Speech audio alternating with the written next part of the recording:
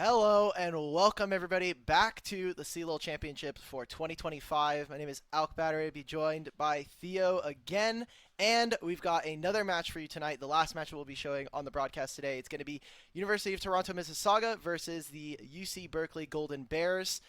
Theo, how was the last match? I know you had a lot of fun over there.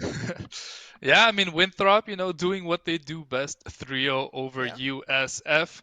As expected, a very dominant team, but let's take a look at the matchup at hand. Both teams yesterday able to get a quick, swift 3-0, so going to be very confident heading into this matchup. Elk, how are you feeling about this one?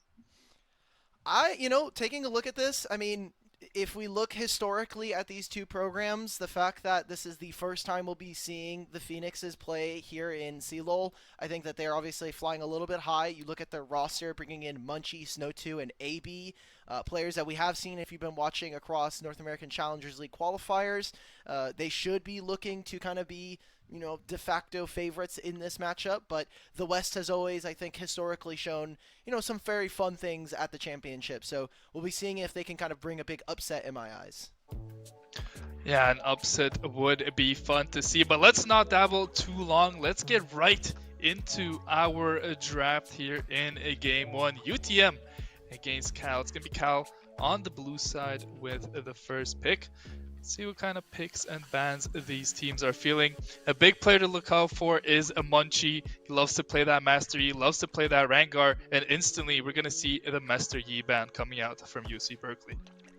I mean, you look at almost every series versus Munchie, and it has to be these two champions. Even yesterday in their match versus Maryville, that was kind of two bans that stayed on the table for the entire series. Munchie's also a player that has some different unique counter picks, so we'll see what he'll be looking for as we go forward. But here for UC Berkeley on the blue side, I think what we've seen so far throughout this tournament has been a big focus on the Varus and the Misfortunes, so I'll be looking forward to see what we get from these two teams as, again, this is a regular draft. I've been, unfortunately, watching a lot of NACL and LPL, so I'm on Fearless Brain right now. Every time I'm like, oh, cool, I don't have to see this champion again.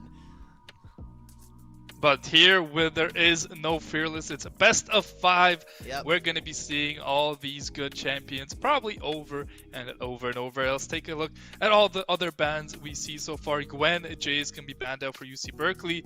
UT Mississauga, they ban out the Varus, the Maokai, and the Ivern, so no trees going to be spotted in the jungle today. Ooh.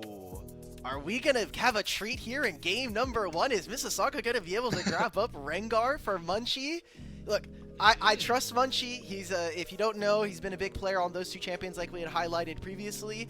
I assume that they might be looking to try to snap this up. Maybe they try to see a little bit more of the draft from their opponents, but you see Berkeley taking up the Pantheon, a champion that can be flexed around, but I think has been really, really strong when we talk about playing in the jungle. So I'll be looking forward to see whether or not that's going to be the case for the Golden Bears.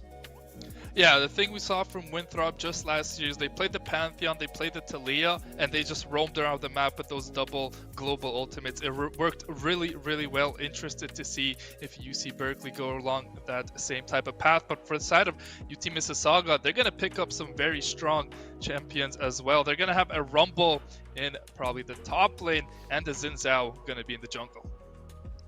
What have they done to my Munchie, man? They're playing Xin Zhao instead.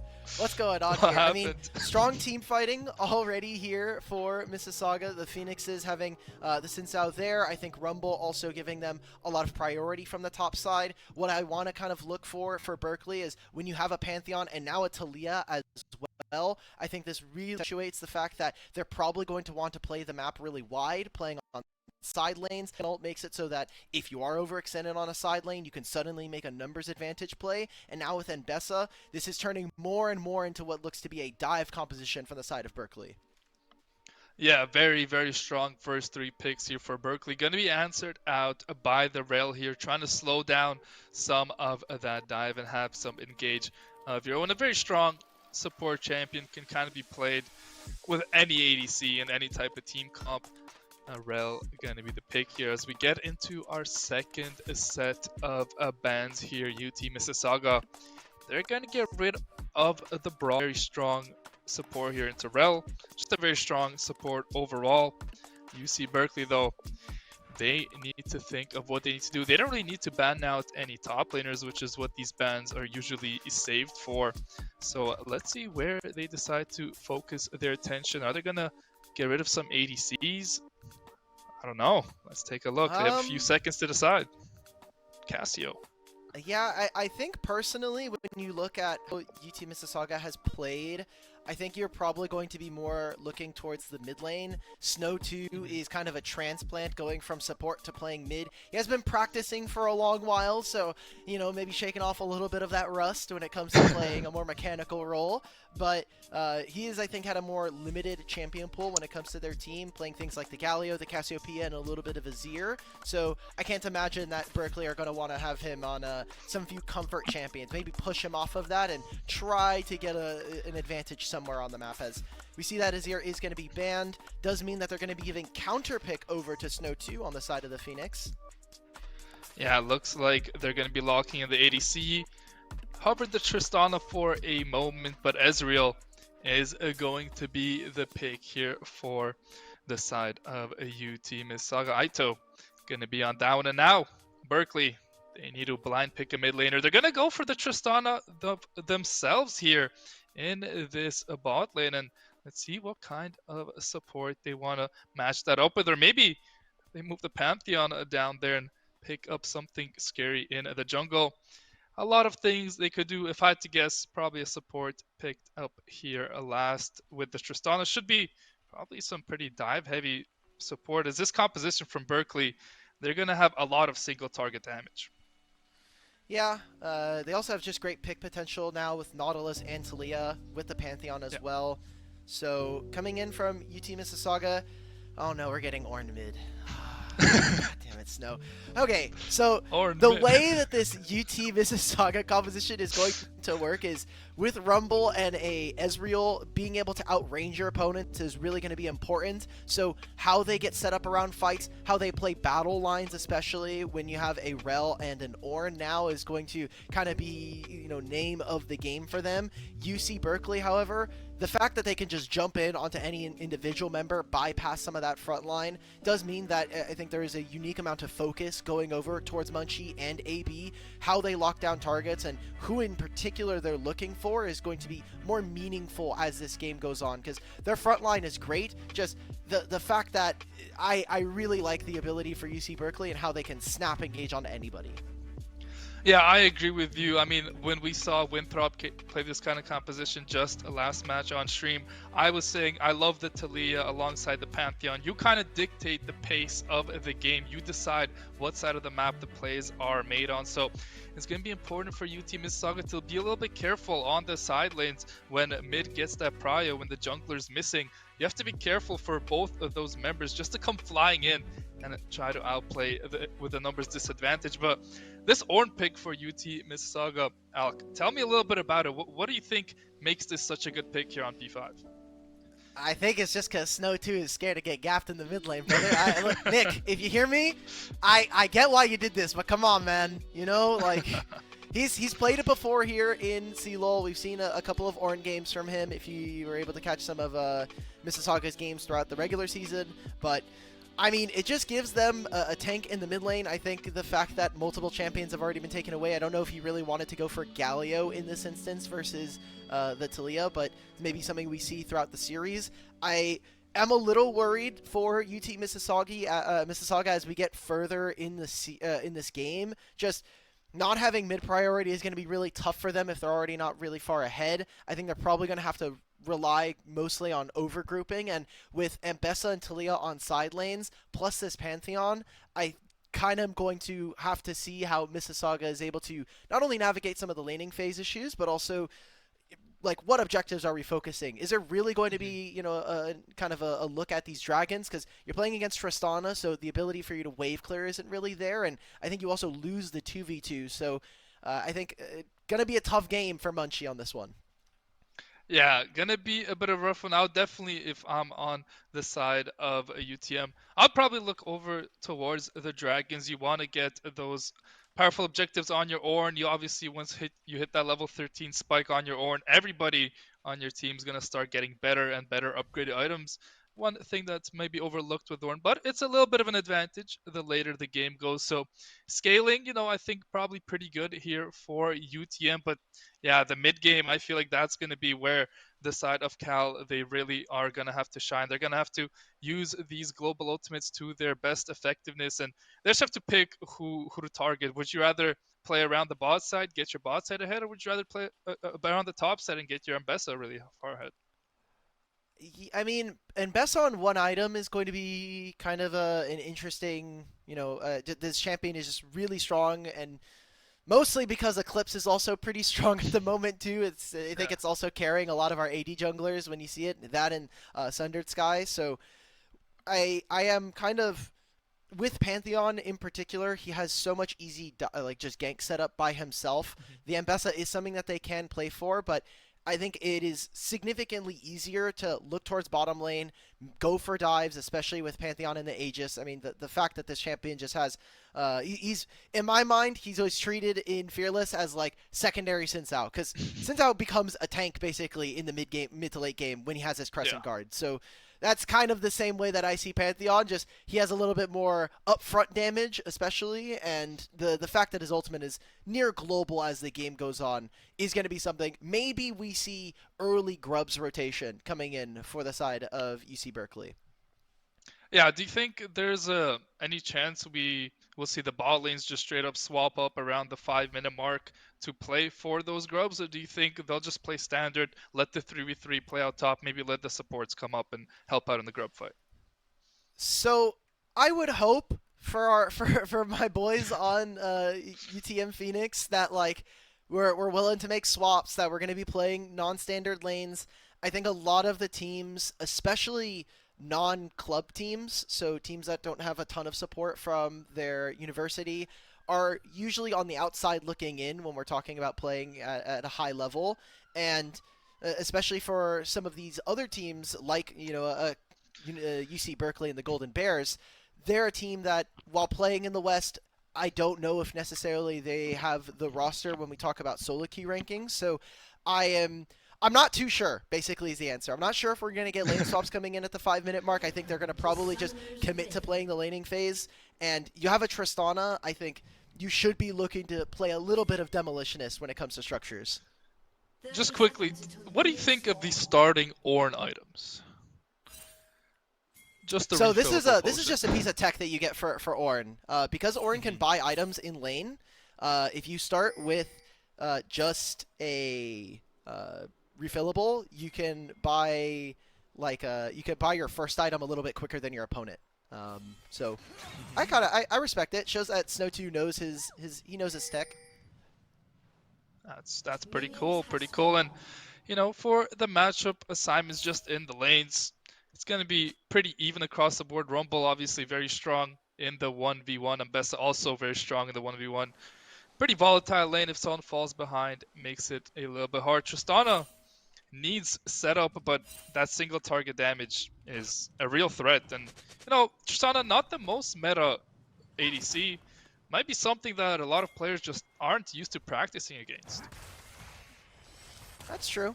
So gonna take a look as for right now, kind of gonna be seeing some early lanes for University of California, Berkeley. This is a setup where I think as a Pantheon, you kind of have pick of the litter. You're gonna mostly win priority throughout bot lane, in mid lane, and in top lane for the most part. I think maybe top lane is the most contentious, depending on how these two are looking to trade. So what I want to see is how Dark Lord is able to utilize this advantage, and if he's able to find invades, get into Munchie's jungle, and try to find some skirmishing potential there.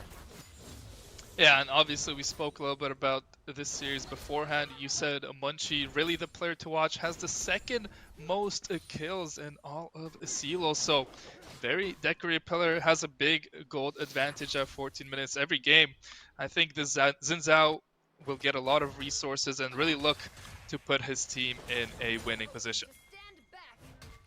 Okay, so junglers pathing to opposite sides of the map here. Munchie will have access to his red buff on the second round here, and could end on top side. I think maybe even trying to play around his mid laner here. I mean, with the Ornn, you do have some setup. The immobile mage with Talia does mean that if he does find a pillar and he finds that knockup, it is particularly easy for Mississauga to try to force for some summoner spells. And this is kind of just how the matchup is going to go in mid lane. Snow2 is going to try and farm.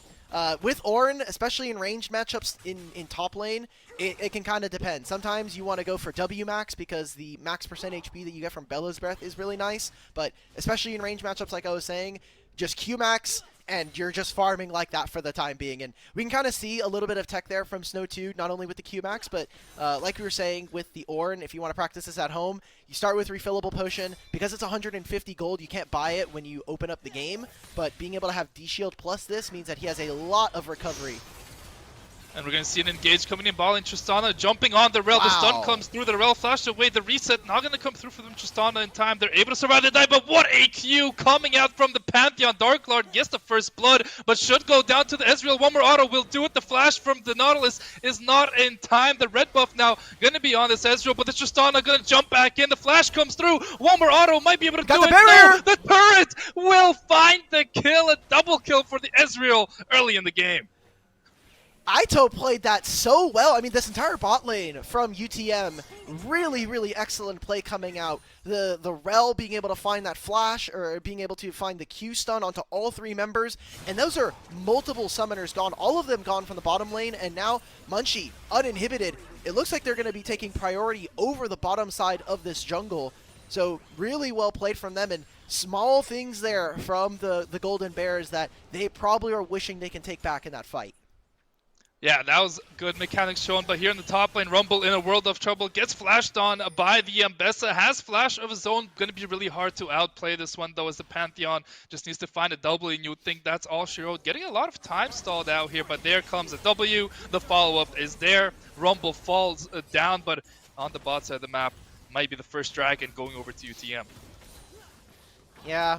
A lot of time wasted, I think, and look at the resources that were gained while this is all happening. Obviously, Munchie was waiting for the dragon to spawn, so he's going to be able to grab that. They also have vision of Pantheon the entire time, so a little bit of wasted time there as Munchie continues to grow his individual advantage. They have priority from bot lane thanks to them winning the skirmish, and I don't know, I just don't know if Mbessa really needed to flash there, maybe being a little over-ambitious there in the gank. Yeah, I agree with you completely. I think once the Pantheon's there, the Rumble has no real way out as the first dragon gets taken here. Ito has looked really good on this Ezreal so far. He's landing a lot of Qs, a lot of poke, and it might lead to a dive here. This Tristana is an extremely low HP, and here comes the Rel. The Q doesn't land on the Tristana. They find the kills quickly, though, and yes, the Pantheon's going to come. He might even find something on the Rel, but a double kill does go over to TM. The Pantheon should be able to find this kill on the Rel. Not going to be able to get it, actually. Finds the Q, though, the charged up Q, so Pantheon going to be accelerating here, but Ito on this Ezreal is going to be really dangerous. I just don't know if it's even worth it, though, because, yes, Pantheon is picking up kills, and he's barely going even with his team. Snow2 can actually find a solo kill here if Fitz ends up staying, but that's a pretty big wave missed for Tristana. There's another plate going over to Ito in the bottom lane, so AB and the rest of UTM get 2 kills during that, and Ezreal is going to be a champion that is notoriously very difficult for Berkeley to actually lock down. They only really have this Nautilus ultimate and Pantheon, but Pantheon should never really get into range if there's a Rel and a Xin Zhao between him and his AD carry. So right now, I think UTM are really happy with where the game state is. The gold is quite even, but you look at where that is kind of placed already, and he is very far ahead, almost getting his, not only Trinity's Force, maybe he's going for Essence Reaver here. Yeah, looking for a fight here, though, in the jungle. This Pantheon getting a little bit too aggressive, unfortunately, for UTM. The Rel does pick up the final hit there, and the Nautilus is going to be next to fall. It just looks like UTM have full control of the map. A bit of a misstep there coming out from Dark Lord. I just don't know why we're going for the invade. Like, my mid laner just recalled. He comes back into mid. I'm never going to have him in range to help me. It's just our Nautilus who...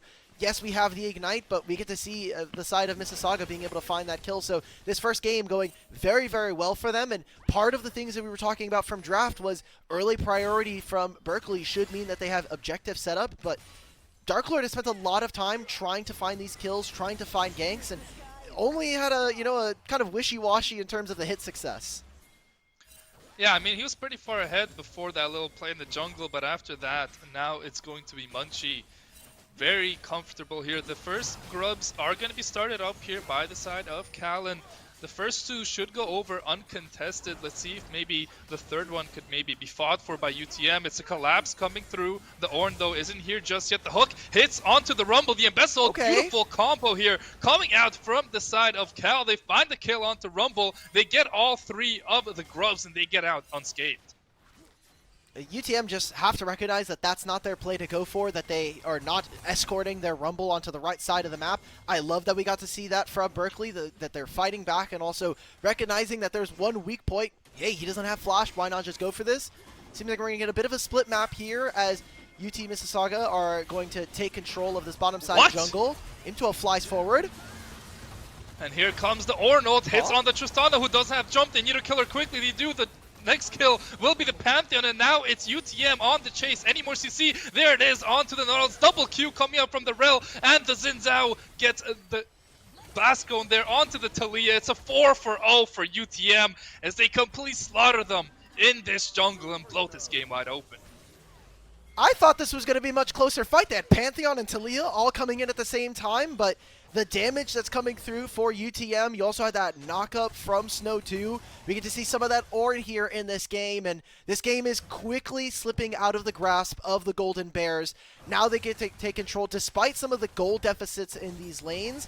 I mean, you're totally happy with your Ezreal now being 5-0-2.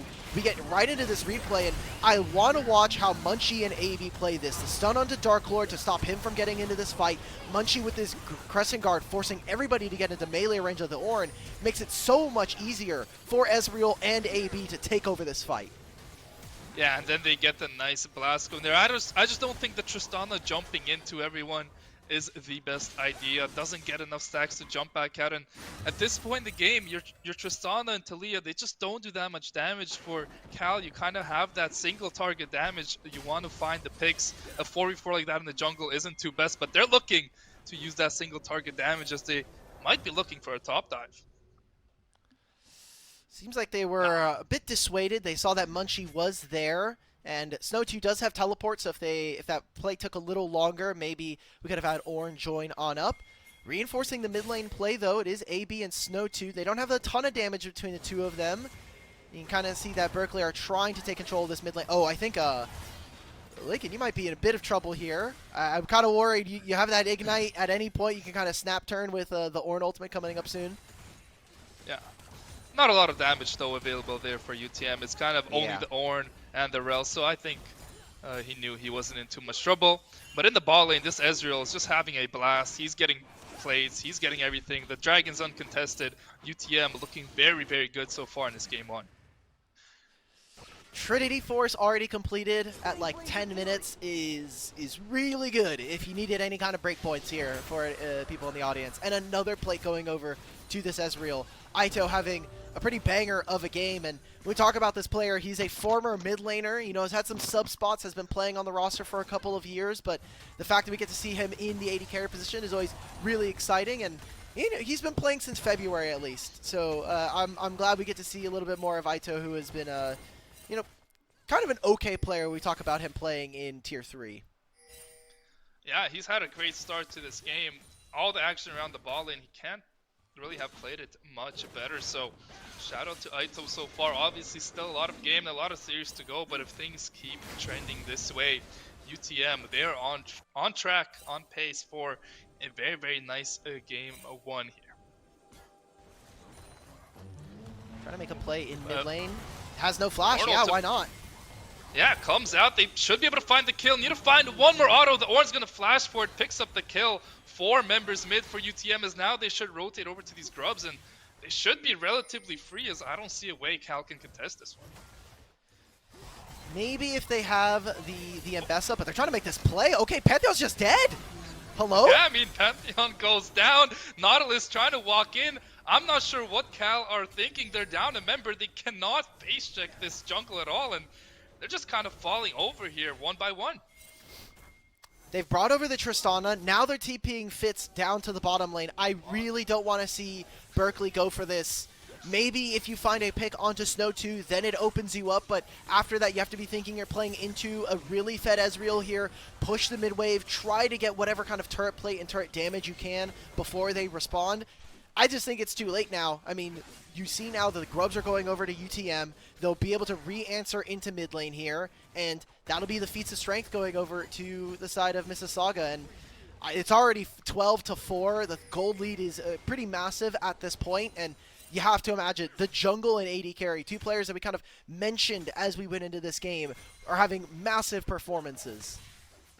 Yeah, as you stated earlier, I just want to point out again, the gold is on the right players here. Like, the fact that Aito is 7-0-2 on this Ezreal, he's working toward that mana immune.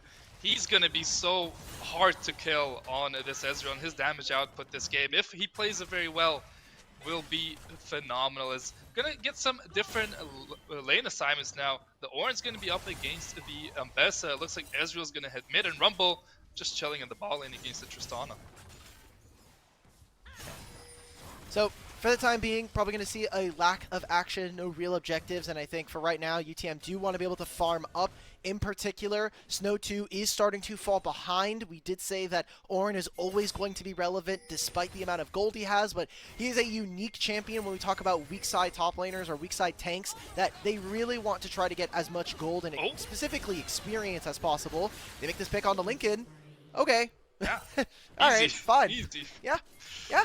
Very easy pick. Like, Ezreal has so much mobility as they're looking for this Tristana now near the bot side of the map, but hey, I think Imputo knows better than that. He just has to sacrifice this wave, and nobody's coming to help this Tristana. It's just very, very rough right now for the side of Cal. And you saw that with the lane matchups top lane, like, barely is Master Abbott's actually behind, just barely under 12 CS, which is a pretty reasonable amount. Like you're saying, Imtuo just being like, oh, well, I can't touch this wave because their jungler is here, and they could very easily make a move to a side lane. Berkeley is kind of having to come to grips with the fact that this game is only going to get harder for them to play as they didn't have a massive advantage to start. Aito literally has no fear here. He does so much damage versus Dark Lord. Oh, that hook just misses Nautilus. Emir gets DC on the Zinzao, who's in a lot of trouble, takes a lot of damage, has the ultimate to stay alive, but I think UTM have to back up here. The hook hits, though, onto the Ezreal. Can they find that shutdown? The ultimate comes out, they find the Nautilus. Just not enough damage from Cal as all three UTM members so close to dying, living on the edge, but they're able to do so with the goldie they have. That is really risky. I think there's a very real possibility we could be living in a reality where Berkeley find at least 2 kills there. So playing on the margins there, Master Abbots has to be careful. Probably has. He's just going down. Okay, goodbye. Yeah, he has flash. Shouldn't expend it here. Oh my goodness, he turns it around. He picks up the kill on the Ambessa. I think nobody was expecting that, even him. And here comes the Ornn ultimate, forces the flash from Tristana. UTM, playing their mechanics beautifully so far and showing off their individual skill when it's needed. The hook comes through onto the rail. I don't think there's going to be too much more here, but we've seen crazier things happen so far in this game. Yeah, everybody's going to disperse. Zinzao going to take that third dragon. Now UTM, they're going to be on Soul Point. And the map is just so kind of broken into pieces here for Berkeley. They're trying to make this play into the mid lane. They're not able to finish off the kill into Master Abbots. I feel like that should have just been a commitment. At least one of you needs to get the kill. I don't really care if it's Ambessa or Tristana at this point. We're going to take a replay right here. This is just a mistake. Like, they stop hitting. Fitz moves out. Imtuo's like, okay, I'm just going to go back towards mid. And we just miss an entire kill there. Also getting the flash away from the Tristana, so this will be a dragon going over to the side of UTM. They fix their waves on the side of Mississauga. Dark Lord. Oh boy. Okay, AB. Jesus Christ, AB. All right, man. All right. Let's reset, guys. You know, we've been praising the mechanical play. You know, some oopsies happen every now and then. Missed, I think, literally everything there. Had maybe a kill, maybe not, but hey, we move gold lead now, ballooned up to 5,000 here for UTM. They're looking to take the Rift Herald, and Cal right now, I don't think they can really contest anything as the map is just red or bot side, top side. Hard to walk in anywhere. Exactly. So, as this game does go on, especially with this gold lead, they're literally just farming Dark Lord in his jungle. Sorry, bro. Wrong side of the map, I guess. So Diving they'll top. also summon the Rift Herald here on top side. Fitz has to leave, and they're just snowballing this game.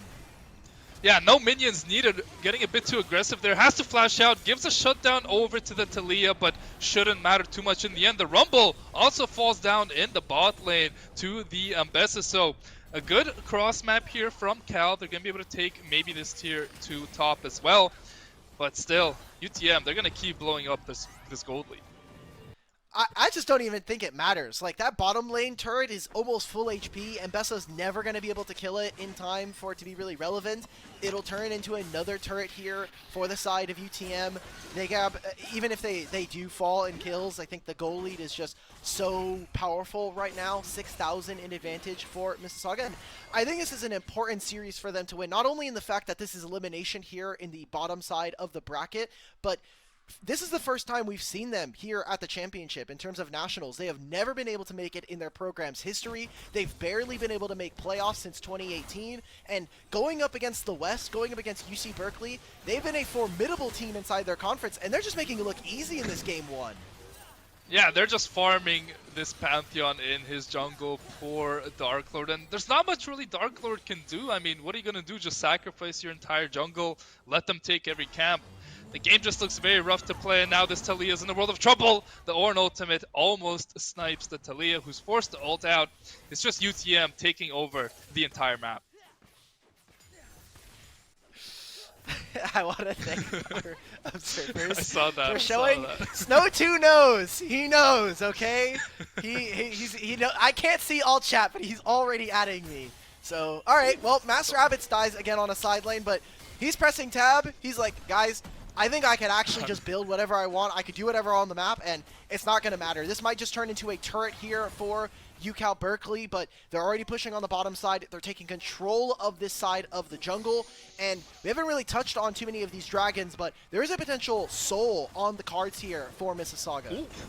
There's a hook here, lands onto Zinzao. Do they have the damage to kill him? Yes, they do. That's a shutdown. UTM getting a little bit overconfident here maybe. In the top lane, Ambessa got a lot of gold off that play. Taliyah's gotten a couple big shutdowns. She's on 2 items as well. Trying to work up on that Darksteel and Snow. Has to be a little bit careful here. He's completely alone. TP's coming in behind him. Ezreal forced to leave. And yeah, Snow, he's going to go down here as well. Should give this kill over the Taliyah if possible. Fitz now getting some big shutdowns, and all of a sudden, they're going to start the Otacon. It's only a 4K gold lead. They're starting up the Otacon. This is a big momentum swing if they can get this one. Okay, this should be their Otacon, but think about what they've actually been able to achieve. The biggest reward out of this Otacon is not necessarily going to be the buff, but the Blood Roses that come after this. It's going to give them a little bit of experience. It's going to give them adaptive force there, but I still really prefer where UTM is in this game. You see right now, Ito is here, very fed, and they can chase them out of this objective. Like you're saying, TP from Master Abbots, and the Rumble ultimate is available. This should be a big fight for UTM. They should be able to wipe here if everything goes to plan. Huge rail engage onto 3. The Rumble ult is massive as well, and everybody's melting from the side of UTM. 1 pick so far. They get to second as well. They're trying to pick up the Ambessa under the turret. They get that one too, and they're looking to go deeper. 3 kills here for the side of UTM. Cal, they had to kind of force that Otacon, but you could see it leads to disaster in the aftermath. And now, 10 seconds, there's just a soul here. This is going to be Hextech Soul coming in for UTM, kind of going to be able to bridge whatever gap that was possible. We said that the gold lead had shrunk. I don't think it really matters at this point. 21-9 and a Hextech Soul at 22 minutes. This game has been absolutely one-sided here for the Phoenix in their first ever CLOL championship. Yeah, Alk, do you think a better play there from Cal would just be to get some vision in the bot side, not go for the Otacon and try and deny the soul here from UTM? I think that's probably the play. Again, they don't have any like real objectives that give them, because part of this Otacon buff is the fact that it gives you increased rewards from epic monsters. They have 3 grubs. They're probably never seeing a Baron on their side unless there's a massive steal, and they have no dragons, so they're not even getting that much of a reward. I think much better of a play for them to reset, get some vision like you were noting, and you can take really short plays because this is Hextech Soul. You have the Hextech portals to kind of get around the map a little bit quicker, so already we're starting to see Berkeley kind of falter in some of these plays. Obviously, UTM have not been bulletproof here in this first game, but a very dominant showing so far, and I think up to their identity, right? When we talk about these players, I mean, Munchie has an individual lead. Aito, we said in the bottom lane, was going to be, should have an advantage just from solo queue alone. And Snow2, despite dropping a lot of resources, has just been a very good supportive piece to this roster. Yeah, he's just been chilling in the mid lane as, oh my goodness, look at that damage from Aito. This Tristana is just so far behind that ultimate. Doesn't hit. If that sniped, he might have found a kill. And with this Hextech Soul, the Ezreal becomes so scary. I mean, one of the better souls in the game is they're looking for a pick bot lane CLOL. They have the Nautilus and the Ambessa down there, but the Master Rabbits, he spots it out. He's going to be able to survive, and now the top tier 3. That's going to be the objective here for UTM. Okay. Any kind of pick that they can find. I mean, you have an Ornn that can find any of these members. They're bringing over this Ezreal. They don't have a wave, though. Good job from Intuo so far this game to really, at this point, be the only form of competitive wave clear here, kind of holding down the lanes. Their waves aren't synced up for UTM. This top lane wave is going to crash, but mid lane still has about a 10-second gap between them, so it's very easy for Cal to bounce between top and mid to make sure that they're not hitting on their inhibitor turrets. Well, they look for a pick on the rail, but nobody can really go over the wall. They find the shuffle there, but that is it. Hey, 1 minute till Baron. You have to think UTM. That's what their next goal is. Set up some deep vision here in Cal's top side, and the Baron should be uncontestable. But let's see. Pantheon ult gonna come out, but nobody's home. Nobody's home. Rammus emote. That's all you need to know. Rammus emote. Okay, thumbs up. That's it. Not looking good here for the Golden Bears. They will obviously have more games to play after this, as this is a best of 5. But Hextech Soul, Baron spawning in 15 seconds. You can already see that the Phoenix in UTM are taking control of this top side, choking out all of this vision, and they're getting ready to start this up. Even with Master Rabbits on the other side of the map, he has access to teleport, so should be an easy play for them. It seems like for right now, Mississauga, though, are going to try to look for at least one pick, maybe get a summoner spell out from one of the players of UCal, and then make a move over to this topside objective.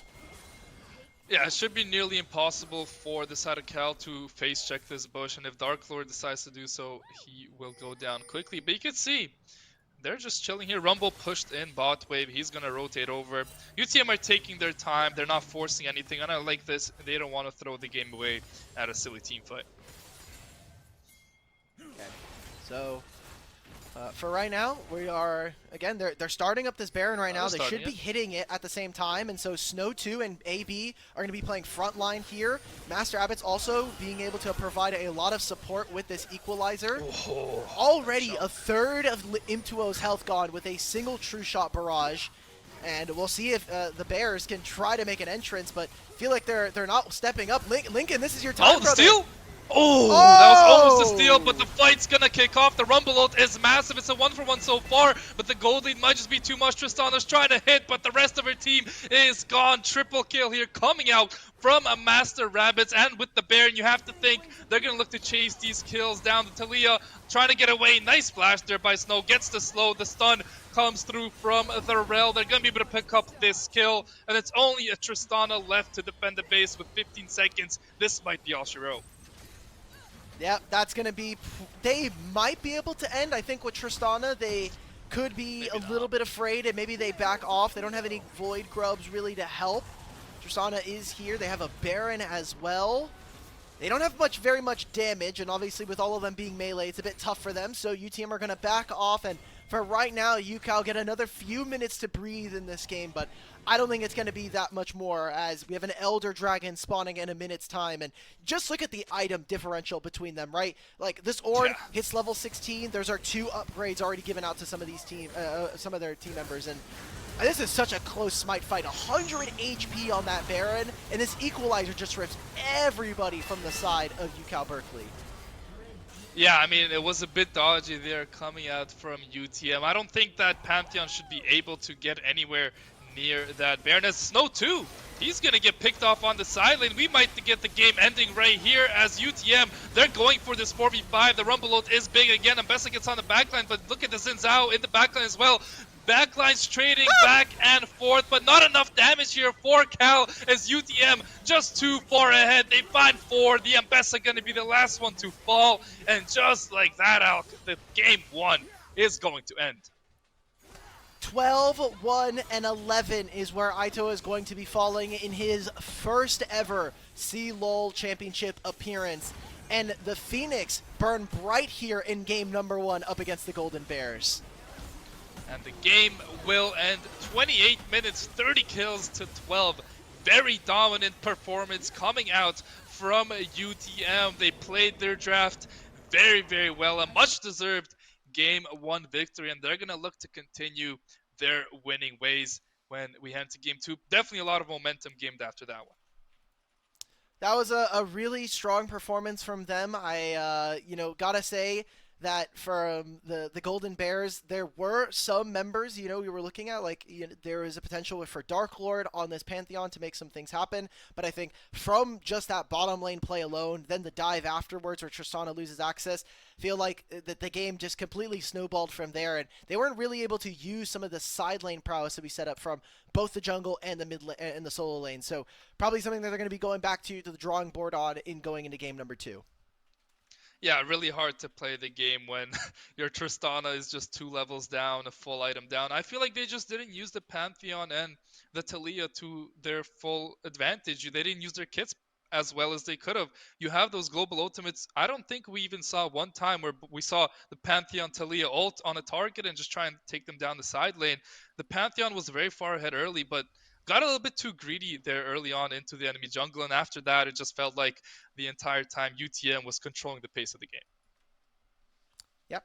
So kind of looking forward to what we get from game 2. Again, these are two teams that are here in the lower end of the bracket, so it does mean that they only have a single life here in the CLOL Championship, and going to be important for them, especially for the West, who, historically has been a much stronger conference than the East, but being able to kind of rep some of that conference pride and potentially going out pretty early into the tournament would be I think a pretty big indictment for a team that, hasn't been able to really make it so far when we look at UC Berkeley.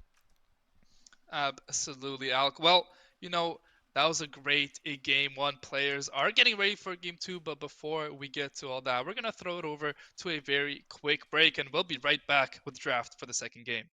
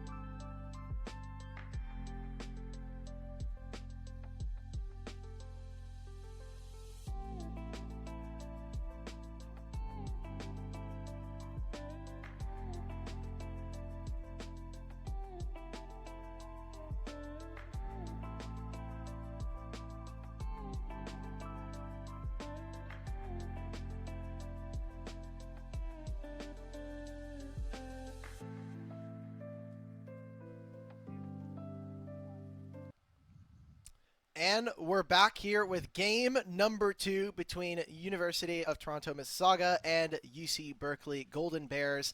Still Alk, still Theo. Game number 1 was kind of a stomp, man. Like, Yeah. there's not much else to add to that. Like, we got to see their bottom lane do very well from the side of the Phoenix.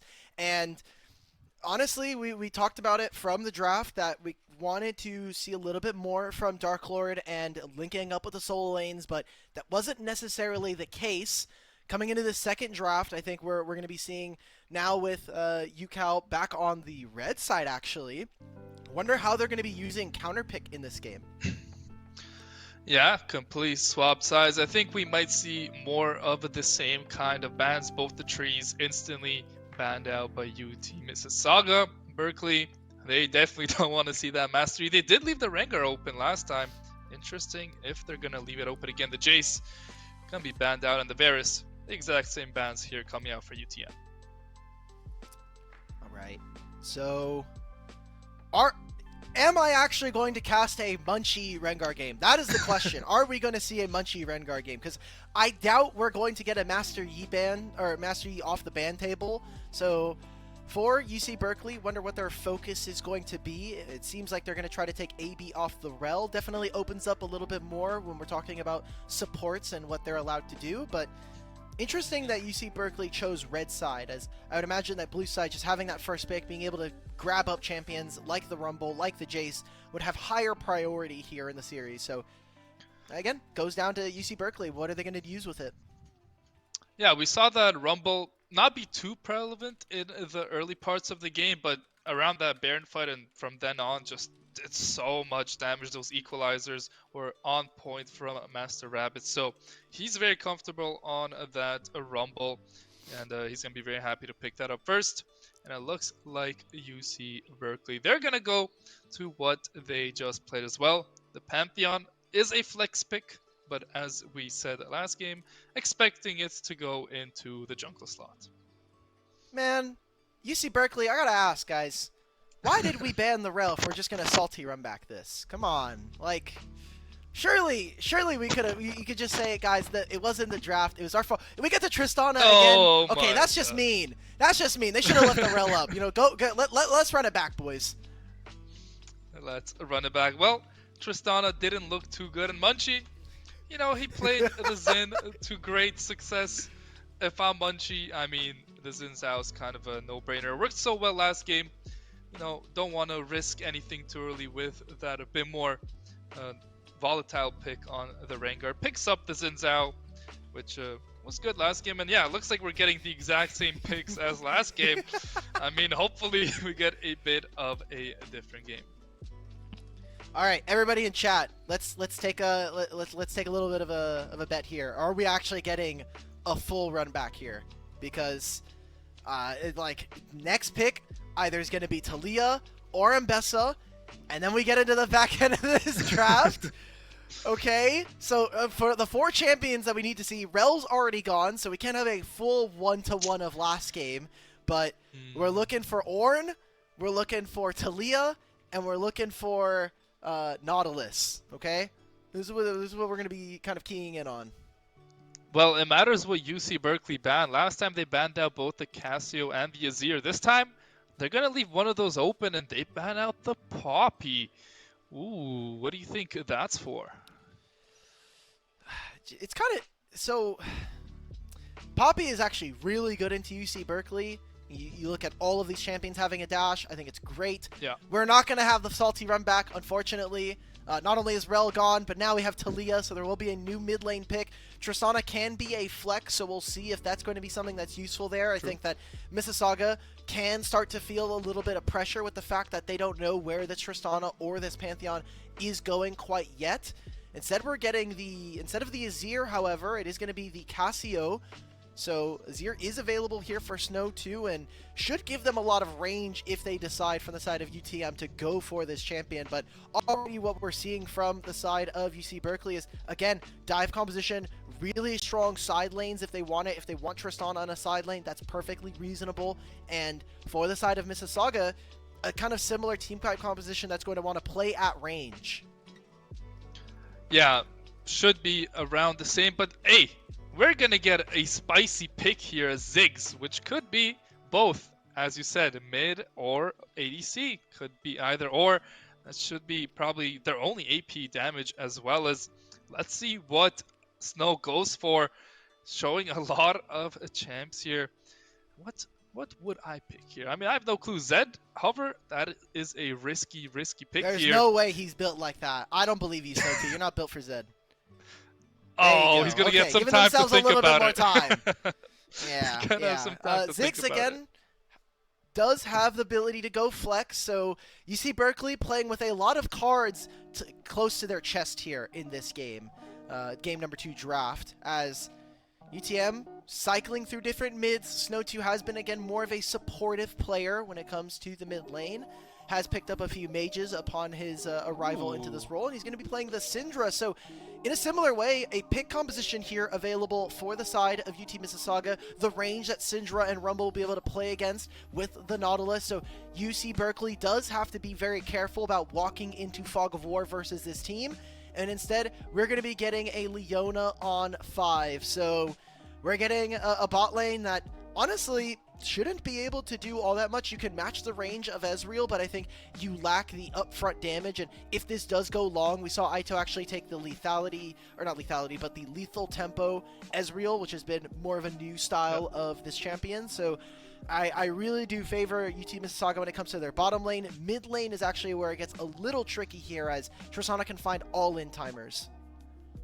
Yeah, if I'm UC Berkeley, I would definitely want to be playing towards these grubs. The Tristana, the Ziggs, these two champions annihilate towers.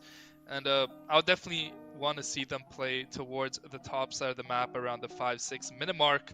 UT Mississauga, they're just going to try and replicate what happened last game. They're going to try and get their Ezreal ahead. And from then on, the game really just snowballed. We saw Munchie have a great time on the Xin Zhao into the Pantheon. I think it's fun team compositions here coming out. I think Cal here throwing a bit of a curveball at UTM with the Ziggs ADC, and it might be something they're just not prepared for.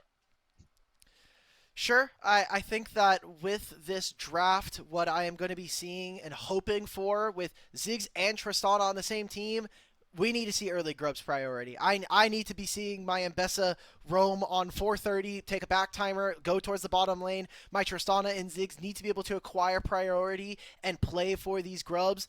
And then we need to see them actually utilize them, because grubs is a win more objective, right? Like, you only get to use them if you get to hit the turrets. And we did not get to see that too much from the side of UCal Berkeley. Yeah, obviously you said it best. They just need to maybe not be as aggressive to find these openings in the early game. Like the Ezreal, obviously not the strongest early game champ, but not weak by any measures. And if you give him a couple kills, those Qs really start to hurt. So I completely agree with you.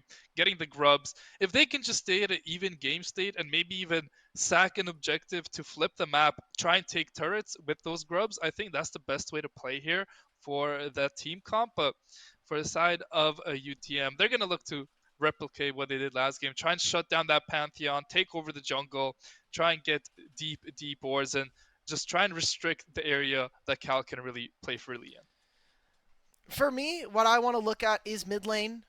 With this Tristana versus Syndra matchup, another matchup where Fitz does have priority. He should be able to find all-in timers early on. Once Syndra hits one item, it does kind of flip. Syndra, if she ever uses stun, can find solo kills onto this Tristana. But very early on, especially before the first back, I want to be seeing Fitz all-inning onto Snow2. I kind of want to see him get pressured in the mid lane. As the Orin, I feel like you can kind of get into that like safety net of like, regardless of what happens in this game, I'm going to be Orin, you're going to be Talia. But here in game number 2, if the Syndra does fall behind, I think that they are going to be missing a large portion of their damage if he is not a relevant member in this game. I agree with you. Syndra, obviously known for a long time, heavy scaling AP champion.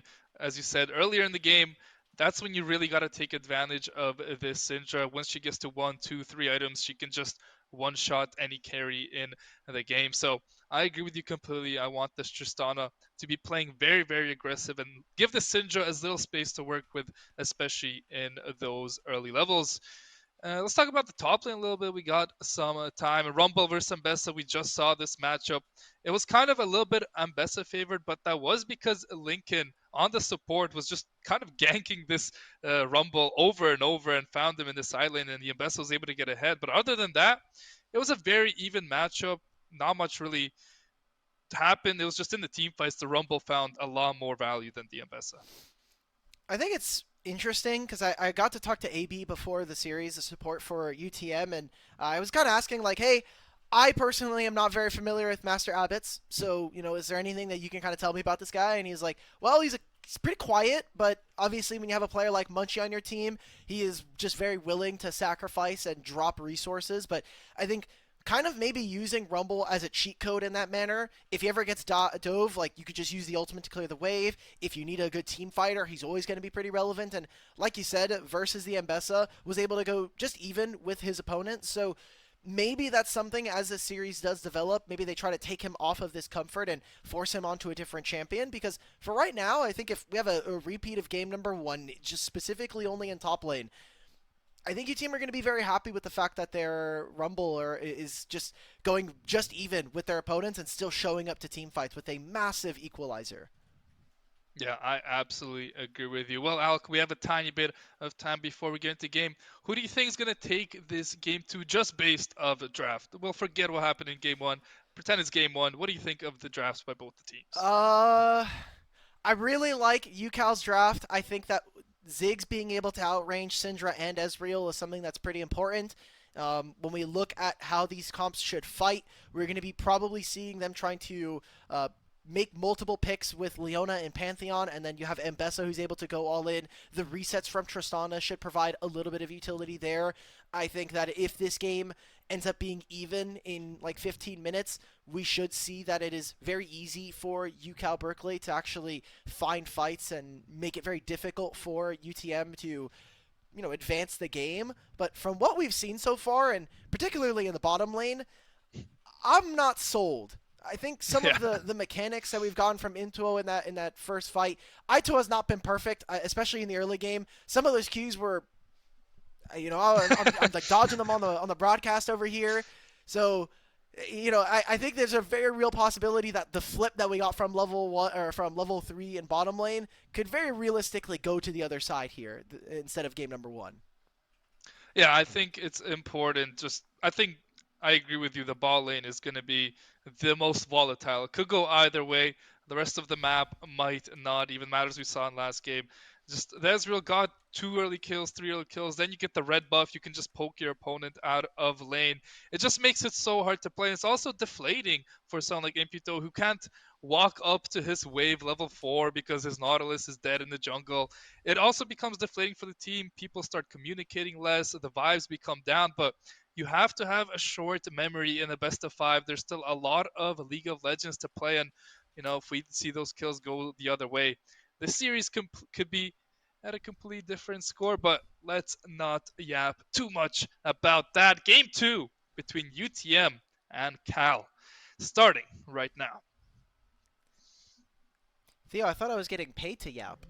That was the whole point. Well, we got a lot more to yap about. Yep. As the series goes on. True. We'll have a lot more. All right, fair play. We'll take our 5-minute breaks. That's when we're not allowed to yap. That's the point where they're like, please shut up. But we're here in this game, like you're saying. It seems like they were from the side of UCal Berkeley to see if they're starting in the lane. Standard 5-point here from UT Berkeley, or from UT Mississauga. So for the time being, again, early priority from UCal Berkeley. I want to see Dark Lord again. Big point of pressure for their team as this Pantheon coming into game number 2, and you have the comfort. You already played this in game number 1. Let's just you already know what you need to do. This is true. The mechanics on these champs should be about as crisp as possible, but we did not see Fitz play the Tristana last game. We did see the Imputo on it, so maybe we'll see some different Tristana gameplay. But as you said, the side of Mississauga, Ito, he was on fire with those Ezreal Qs more often than not, and should be pretty warmed up on this champ. I feel like it's going to be a big part of this game. Ito, if they can get ahead early in this 2v2, would be good. As they looked for a trade level 1, and the Ignite gets popped early. Are we going to see some more burger flipping down in the ball lane? coming out, everything. The root comes out. There's the first blood for the Ezreal. Just like you said, we're going to get fireworks. And here they are. What a start for UTM. And junglers are pathing away from this lane. Last time it was Pantheon coming down towards this lane in the bottom lane. That is not the case this time around. Actually, is going straight from his Gromp. So two camps, if they don't find a kill here, this is going to be super dangerous coming in for the side of UCal Berkeley, as Munchie is just going to be able to find even more of his camps and potentially even go towards the top side.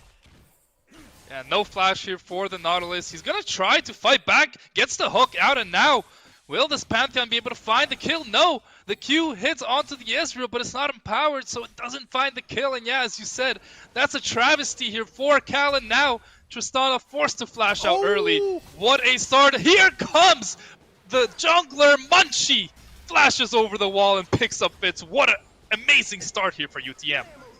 What a dry kill there, though. Like, very little setup. Snow 2 doesn't even use the stun at this point, just forces out the flash. And those are two quick kills going over to Mississauga. And the fact that we get to see this, the flash now, a lot of summoner spells missing. So with the early gold lead, UTM can start to find their recalls, but maybe there's a point here for Dark Lord. I will say he did not take a reset after this play, so Munchie is just destroying his topside jungle at this moment.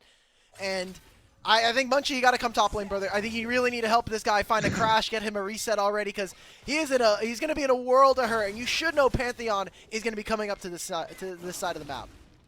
Yeah, the only real play for Pantheon after this red buff is either to gank top or back, and I think gank top might be the play. But the Rumble, he's just going to look to back and TP probably. So, yeah, there's going to be nothing left for Dark Lord here. Munchie will happily farm up his jungle, and the advantage here in the jungle is going to be absolutely monumental.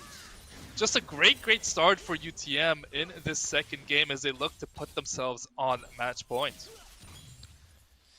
This time around, I did note that it was the PTA, or this time it is the PTA Ezreal instead of the Lethal Tempo, so wanting to go for shorter all-in trades, which we already kind of got to see a little bit of that. They're going to see if they can find a little bit more damage onto this bottom lane. I liked that Aito actually instead for this matchup did go teleport to try to match this Ziggs, as it's going to be troublesome. Ezreal has a little bit more combat power, but only having the tier does mean that he's on basically equal footing with Ziggs early on. Yeah, just chilling down here in the ball lane. The hook lands here from the Leona. Pantheon's here, but so is Xin Zhao, and this Xin Zhao is so much stronger. Leona going to be the first to fall, you'd have to think, but no, she's able to stay alive for the time being. Doesn't die to ignite, but here is Munchie. Picks up one, should get the knock up here onto this Pantheon, and that should be another kill. Going over to Munchie as the flash comes out from Ziggs. Munchie firing on all cylinders in this early game. Woo! The Ziggs getting a little bit too aggressive. They're able to stay alive as they look to crash this wave and back and spend all that beautiful gold they just got. Well, you know, we said from the early game that we should be seeing some skirmishing coming in from UC Berkeley. It's not looking good for them. They're getting absolutely gapped right now. And in the same way that we saw the Pantheon get a major lead, well, now it is completely one-sided. It is just Munchie here. 3-0-0 on the Xin Zhao, already at 5.5 minutes. Such a good prospect here. And Munchie having to be a big carry for this team. Again, first time we've seen Mississauga here at the CLOL Championships in their entire program's history going back to 2018. And Munchie, a star jungler, especially for all of the teams that we've seen him on when he's playing in Tier 3. Master Abbots, you get a solo kill? All right.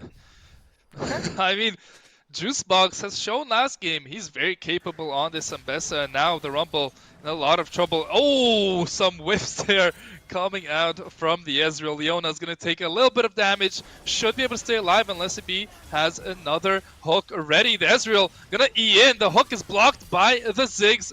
The Leona's able to live for the time being, but yet again, look at the health bars here for the side of Cal. They just got back into lane, and they have to reset yet again. And they're going to lose access to this turret. I mean, the saving grace for this is staying. the fact that Imto is so low. Oh, Aito, come on! Picks up one. The Nautilus might be going down here. They find the kill. The Ezreal will fall down, but in the end, the wave is lost for the Ziggs. Does get the shutdown, but still a good play for UTM. But Cal, getting the cross map, at least they get the 3 grubs. Okay, so we were very excited coming into this draft. Like, okay, you have Ziggs, you have Tristana. Getting Grubs is a win, but we've always been it bears repeating. Win it's a win of more objectives when you get these Void Grubs. They have not been able to hit these turrets, so for the time being, Munchie is going to take more of this jungle. The shutdown does go over to the Ziggs, but like we were noting, it is a massive wave missing there that Ziggs will not be able to collect upon, and they're just winning the 2v2 outright here, game number 2. No need for jungle assistance this time, and I mean, maybe there's a play in a little bit when Dark Lord hits level 6, but I doubt it, right? Like, you just don't have the damage. He has a single longsword and an amp moat. That's it. That's poverty Pantheon right now. Not the best look in the jungle. Another hook gonna come through. It just feels like a beacon hook at any time he wants, and the trades will be positive. They're just so far ahead. The Ezreal has the Sheen, a double longsword, the tier as well, stacking that up. Just a great time in this ball lane, and the Dragon gonna go over to the side of UTM. They might look to stack these up early like they did last game. All right, so getting a Dragon here at 8 minutes, not bad for the side of UTM. We'll see if they'll be able to sack them like you were noting. You can see that they are prepping this bottom lane dive, however. Pantheon is on the way. Snow 2 is making a move. So at least trying to help get them this, but at the very least, this is going to be turret plates. AB has ultimate. Oh! They're going deep. The ultimate hits. Lightrock's trying to jump in, but he's going to fall down. The Pantheon does find the kill onto the Ezreal, but Xin Zhao is so fed so early on. A double kill for the Xin Zhao as UTM continue to skyrocket with their advantage. And this is going to go from bad to worse because Munchie has all of his camps up. So he's going to reset, have a Sundered Sky at 8.5 minutes here already. My God. Massive lead for a carry jungler here on the side of UTM. This Xin Zhao is going to be unkillable, untouchable, and basically run this game. Already also has a level lead as well. So we're going to kick it to a replay of this fight. I loved what we got from AB and Munchie. This duo has seemed like the 1-2 punch of UTM so far. Yeah, you can see the Nautilus ult comes out here with a flash from a Munchie, and it's just too easy after that. Nothing to really do with the Pantheon. Does find the trade, but just too much damage this early on in the game to sustain for the side of Cal. And just UTM, they're showing levels in this series right now. They are showing that they are here in this tournament, and they might be a dark horse team to look out for in this lower bracket. Yeah, we look further into their bracket. If they are to win this, the winner of this series goes on to face either UCI or UHSP Utectics. So some pretty tough matchups, especially. But I think if UTM are able to take 2 West teams in UCI potentially, I think that's a storyline for them to play. I know that talking with AB, considering the fact that this team really hasn't been able to go very far in the championships beforehand, that they want to at least make top 16. If they make top 8, that's even better. So I think a pretty lofty goal for them, all things considered historically, and even with how they're playing so far in their side of the bracket. Yeah, and if they keep playing like this, oh boy, are they going to be scary. They swap up the matchups a little bit. Rumble going to be in the bot lane, and their bot side will be up towards the top lane. There's going to be free farming on this Ezreal. This Rumble has no problem laning against the Ziggs, just clearing out the waves. UTM, they've been picking their lane assignments very well throughout the first few games of the series. They should have pretty free grubs coming up here right under their noses. Ito can TP if he really wants to. I think just cutting them out from grabbing this is fine. You even see that they put the Ziggs towards the bottom lane, but he'll be resetting and potentially moving on up towards his play. Big stun! That's just... Uh-oh. Okay. Has the flash, gets the W. Flash. He gets out. That's also the Ezreal unleashed power coming in. Oh! Okay. Got a little bit of time. Master Rabbits, not the time, brother. You're not allowed to push this wave after this. Pantheon is your side of the map. You're the weak side.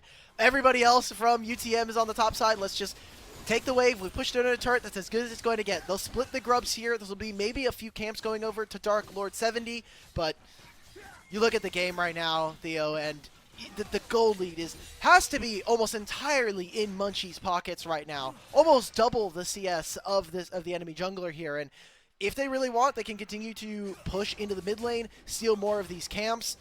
I think maybe even protecting this bot lane wave is something that they'll want to do after they're done resetting. Let's see how much UCal Berkeley is able to get with the Ziggs. Yeah, let's see if they're able to get this turret. I mean, still a plate and a half. Obviously, with that satchel, Ziggs can execute the tower, and they're going to go for it. They should be able to get it right here. This Nautilus, I feel like, is a little bit too aggressive, but he has a backup on the way. Cal will back up. They do get the turret, though, a nice, decent influx of gold there. So they're using their Ziggs well there. They gave up the grubs to take that turret, and I think that's a step in the right direction here for Cal. First items are coming on through. Juicebox actually going for a much more aggressive itemization with the Voltaic Cyclo Sword instead of getting the Eclipse. Should help in the damage department, but I think you just want maneuverability and some tank stats especially. We're just diving. I mean, the wave's about to crash. Goodbye, M2O. Nice. You flashed. You're still probably going down.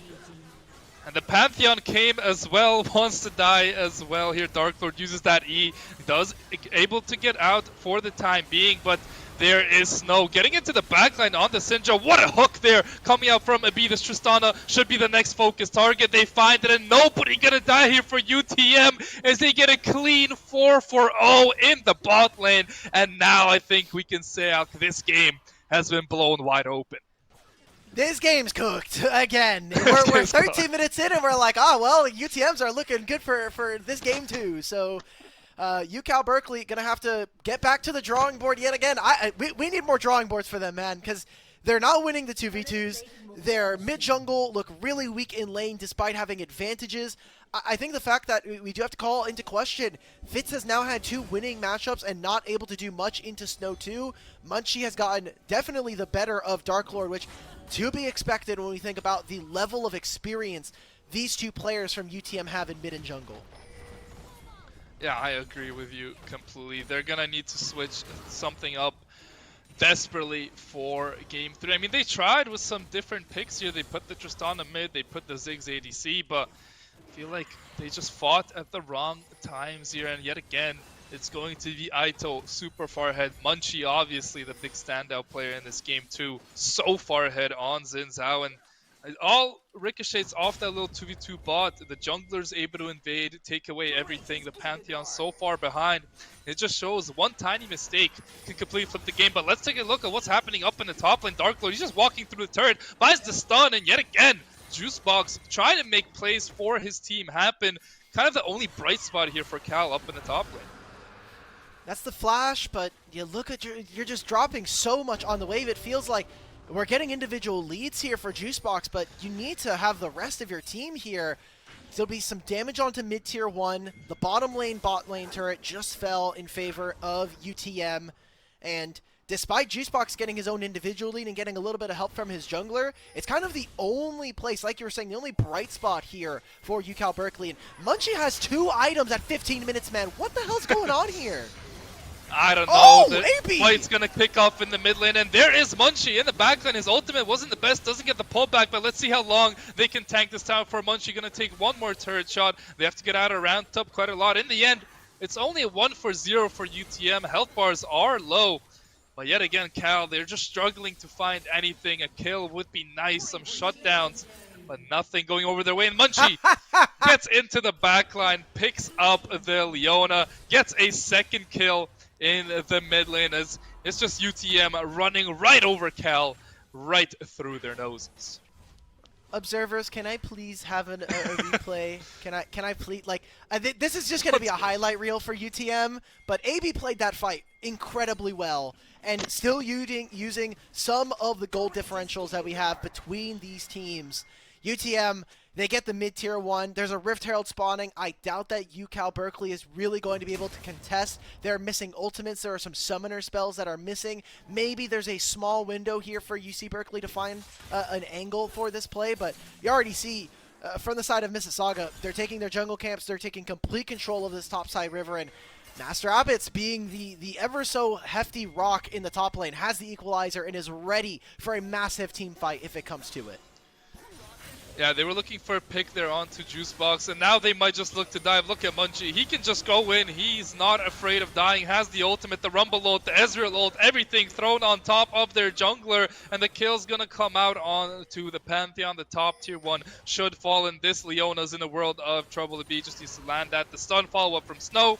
The Q comes through. The ultimate's not even needed. Steals the kill away from the from the Syndra, sorry, because why not?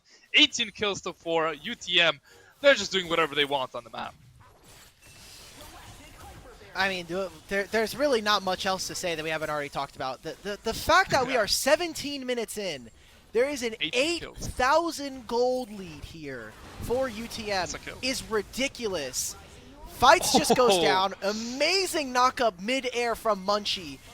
And there's just absolutely nothing that UTM can do wrong. There's individual fights that they're finding. Probably going to be Master Abbott's going down again, but I just don't think it matters. Like, you're losing top side turret. This mid lane, you're never going to be able to walk back into this lane. UTM are just dominating, and we would have thought maybe there's a differential in some of the solo lanes. Maybe you could do something there, but I think when we looked just from solo queue alone, UTM were the better team coming into today, and they're definitely showing it here up against UC Berkeley. Yeah, this Leona forced to flash here or die. She's just going to choose the flash option. But here comes a Munchie. Going to be able to find a lot of damage. Gets the Leona, but will get taken down, you think, right? Has to die here. The shutdown goes over to Tristana. Getting a little bit overconfident. There is a Munchie, but now his team will reset. Still an insane gold lead. 7,000 at 18 minutes. The Dragons are stacking up. For SadoCal, I mean, you want to give them some hope in this game, but might just be a little bit too late to salvage this one. Yep, and you also have to imagine that we are going into game number 3 after this. If UTM go up 2-0, there's a very high likelihood that we end up just seeing this as a 3-0. Even the seeding differential between these two teams, not that incredible. I mean, it's 16 versus 22 for UCal Berkeley. So I imagine that with how one-sided this has been, UTM are actually playing a lot higher up on their seed than maybe they would have expected coming into this tournament already. So I think really exciting stuff for this team. The fact that they have never been able to make it to CLOL championships in their entire program's history. It has been 7 years since this program has started, and they're able to find it with this roster. It makes sense when you think about these players outside of collegiate playing in Tier 2 and Tier 3, but to see it happen is another thing, and really impressive stuff for these players. Yeah, and obviously yesterday they played up against Maryville, and you know, everyone knows how that one went. Maryville on the top teams here, but that's pretty good experience playing against a team like that. As there's going to be a team fight here in the mid lane. Ezreal's pretty big. AB has to be a little bit careful on this Nautilus. The Ezreal's in a world of trouble, and wait a second, Cal getting a pretty good engage to start this fight, but they're just a bit too much gold behind. They're going to get taken down left and right. Leona falls. Down goes the Ziggs, and the Rumble ult will finish off the Ambessa. Clean ace, only losing the Ezreal. The Rift Herald gets spawned as they might look to close out the game right here. Theo, you know, I would have thought that this game was a much further along. We just hit 20 minutes. 20 minutes. We've got Rift Herald. I think they're going to go for the end of the... I don't know if they can end the game. They could do another Rift Herald charge. Fitz is up. We've got Dark Lords that's going to come up in a few seconds. UTM are going to look for the end.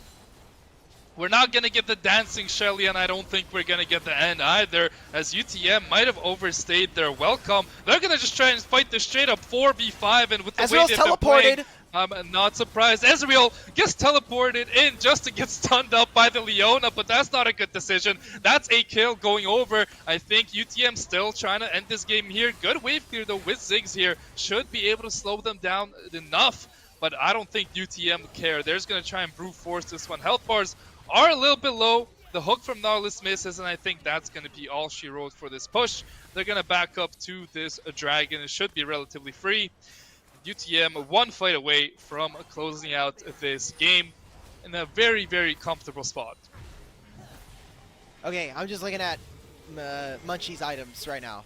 Ito? Ito's just dead. Oh, what? Fitz!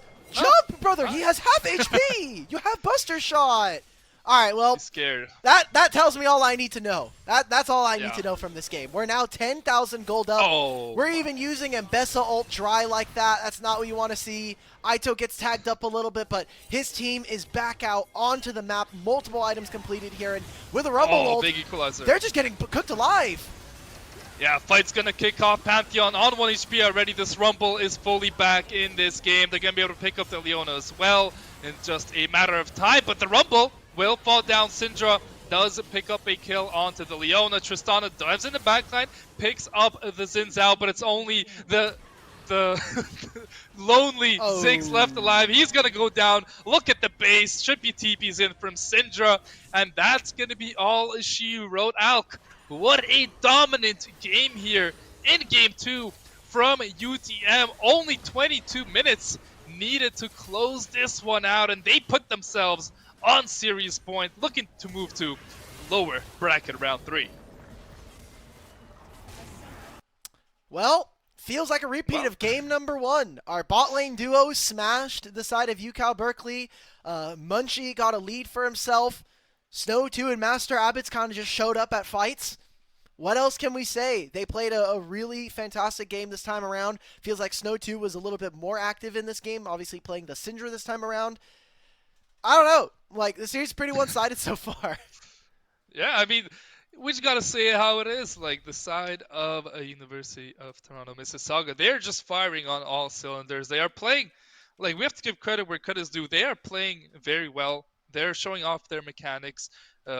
Just everything that needs to go right needs to go right. Jungle gap pretty clear in that second game, especially the Ezreal yet again just getting fed somehow at level 1, level 2, just finding kills. Everything that could go right for UTM did, and that's why they have a 2-0 lead series in the series. So, UCal Berkeley, if you're listening, I need you to be, Spotify full level max on audio. You need to go onto YouTube. You're picking up Silver Scrapes Live Orchestra Edition from Riot, because that's the only way you're winning this series from this point onwards. You have to make the reverse sweep happen. You need to send us to 5. Otherwise, you're gonna be tying your highest finish in CLOL from 2021. You're gonna finish top 32 and say, "Cool, thank you to everybody." That's really it. I mean, the way UTM's playing today, I don't want to say anything about California Berkeley here. They're trying their hardest. They're trying to flip bot lane level 2 every game, and it's just not working. I mean, for game 3, as a coach, maybe like, you gotta tell your players, hey guys, we're flipping the game way too much early on. Let's try and slow down a little bit. Let's not fight so much early in the game. They've shown 2 games in a row. These players are very mechanically sound. They know how to play the 2v2s, the 3v3s. Let's just try and farm up a little bit. Let's try and make some crossplay maps on objectives and things like that, where you can have less variety of what actually happens. But if you just feed into these fights and you lose them, you're going to see another very quick game 3, and I'm sure UTM will close it out if it goes like that without any hassle. Yeah, I just don't know if they're going to be allowed to do that, because it feels like Aito and AB are just like, hey, so we're going to have priority on the lane. You already know that we're going to win the 2v2. And I think with a Ziggs and a Leona, I think we saw that when we got down towards the bottom lane very early on. They did not want to fight. They were not looking for that fight whatsoever. So I don't know if you're necessarily going to be allowed to farm. And what I need to see from them is, yes, your bot lane might be getting gapped, but I need the solo lanes to step up here for UCal Berkeley. Like, this is pretty, especially in the mid lane. Like, I feel bad for Fitz, but you've now had 2 matchups where you get to win early, and we're getting bodied by Snow 2. Yeah. No offense, but Snow 2 on his time when we saw him in support, especially at the tail end of him playing on like Team Ambition and the like, he was having some happy games, some happy gaming experiences. So I need the solo lanes for UCal Berkeley to step up. Otherwise, this is a 3-0, and we're going to be done in probably like 45 minutes. Yeah, I mean, the Mbessa has played pretty well. That's the one bright spot here for you. Yeah, but they're still losing, right? Like, you're getting small leads. You're getting a 10 CS lead over your opponent. You come into fights and your team is still losing, right? I don't think it matters. I honestly don't think it matters.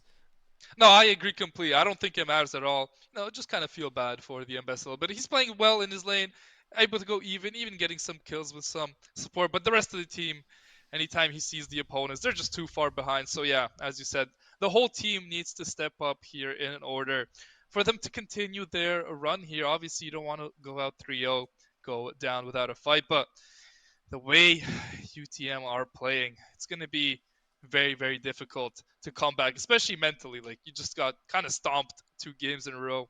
Just having the right mentality and being able to come into game 3 with a positive attitude, it's a lot easier said than done. So hopefully, California Berkeley, they can get things back on a track and keep things going.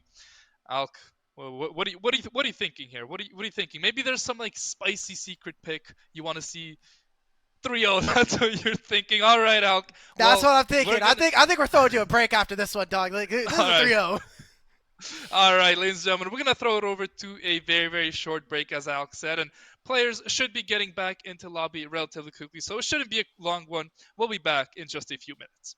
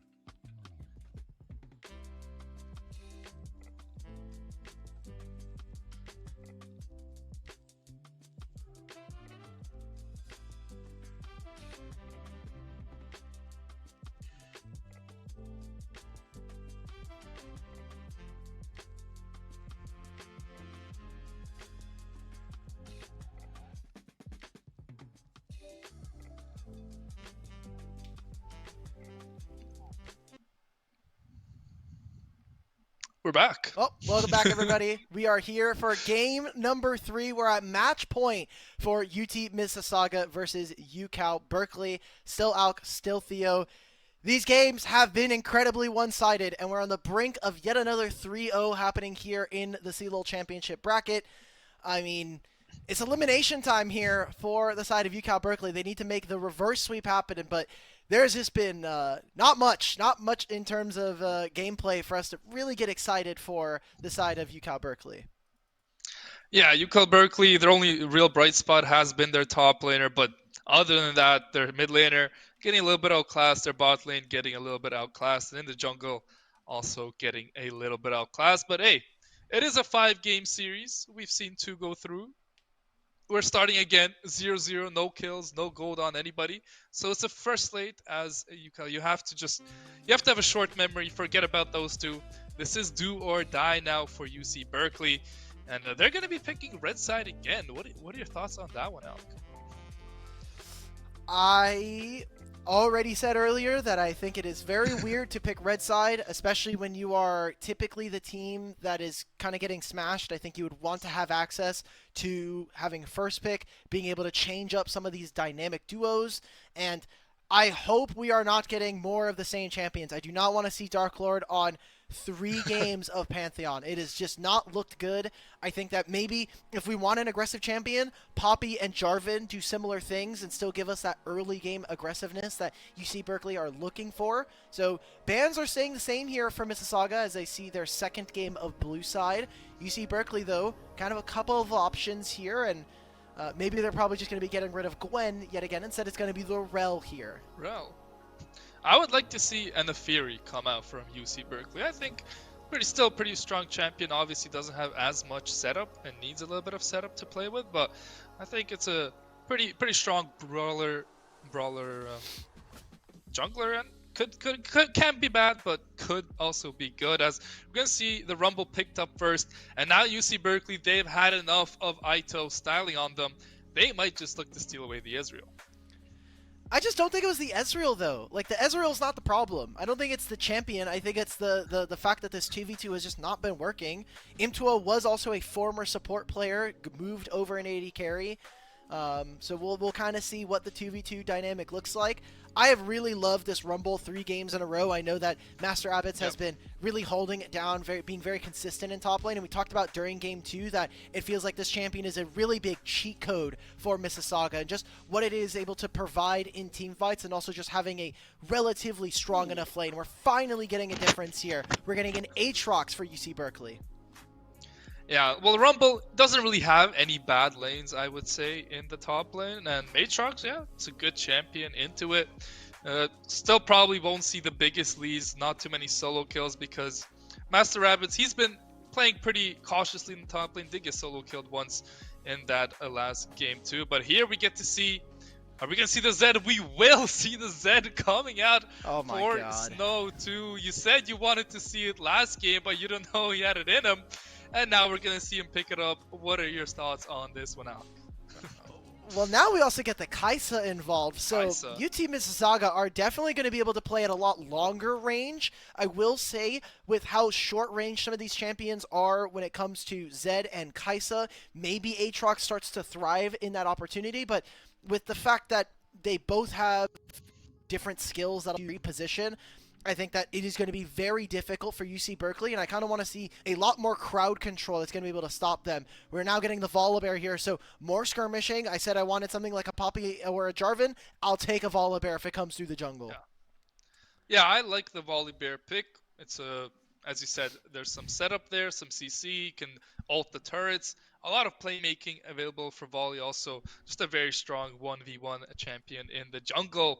As yeah, we're getting complete different team comps here for Game 3, and I love it, Alk. I like to see something different. Nautilus banned out here by UC Berkeley. They don't want to see AB on that one. Has had two very good games on Nautilus on that support role. Has been finding good hooks, good engages, so that's a good ban. The Braum banned out again from UT Mississauga. They don't want to go up against that one. UC Berkeley, it's up to them. What is this last ban going to be? They don't need to ban any mid laners like they have these past few games, because the Zed's already locked in. So what are they going to get rid of? Probably another support. The Leona, that's a solid ban here. As the pool in the support role going to be a little bit limited here in this Game 3. Yeah, I mean, there's still so much, though. You have Alistar that you can go for, which would do very well into what they're showing. They've gotten rid of the Rakan. If you're UC Berkeley, please just take Alistar. It makes the No. game really hard. Karma I Israel. like this though. Ezreal Karma, so we wanted to see them play for the laning phase. We said that we Yeah. wanted to see a little bit more prowess. Now you have the matchup. Kai'Sa's laning phase is abysmal, especially against when she's outranged. So now we need to see it from UC Berkeley. The keys have been given to you to try to win this matchup. Now they need to be able to provide. Otherwise, they're going home early in top 24. I mean, this Zed could rotate over to jungle, Kai'Sa could go mid, we could see complete crazy stuff happening, but the Alistar will be the support of choice here for UT Mississauga, and let's see what they pick in with this last pick. Like, could be anything, I feel like, but should be their jungler here in theory, unless the Zed is going jungle, which is playable, but definitely suboptimal. Yeah, we saw it yesterday. Oh, OC did it. Oh, we're getting Talon from Munchie Talon. again. Talon was a champion that he played yesterday against Maryville. Even made Yuji play it at a certain point, and instead that was the one game that they did win up against the first seed here at the CLOL Championship. And UC Berkeley, they've given counterpick over to their mid laner. They're getting the Lissandra this time around, so Mississauga in another position where I really like UC Berkeley's draft. The fact that you have this Lissandra, you have a winning bot lane 2v2. It's going to now come down to, can they actually execute? Can they, crest the hump, have a early enough gold lead, and then also snowball the game in a similar manner versus UTM? Yeah, they were hovering that Sylas, and I was gonna say how much I love the Sylas because of the Alistar ultimate. Obviously, you just become unkillable, but Lissandra, not the worst choice here, just kind of gonna be pressing ult here on... No, wait a minute. ZADC? They're No doing way it. we see No, ZADC. they're putting Aito back in mid lane. Snow2 is going to be playing Kai'Sa. That's what I Oh talked my about god, earlier. we're getting Snow2 AD carry. Oh no! We literally spoke about this at the draft of Game 2. I was like, is there any chance that Snow2 goes ADC? You're like, we don't want to see Snow2 on ADC. Well, guess I don't what? want to see Snow2 play AD carry. We're gonna get Snow2 on the AD carry, and hey, why not? I mean, they're having a good series. They're trying to have a little bit of fun with it, and it's gonna be more fun for us. Hopefully, it's not gonna be such a stomp down there. But as you said, Karma Israel, very strong bot lane. You play for the lane basically because Karma outside of lane is a bit of dodgy. It's hard to get vision because you could just get collapsed on. But in the lane, I'm definitely expecting, especially with Snow2 down there, this Karma Israel to really get far ahead early.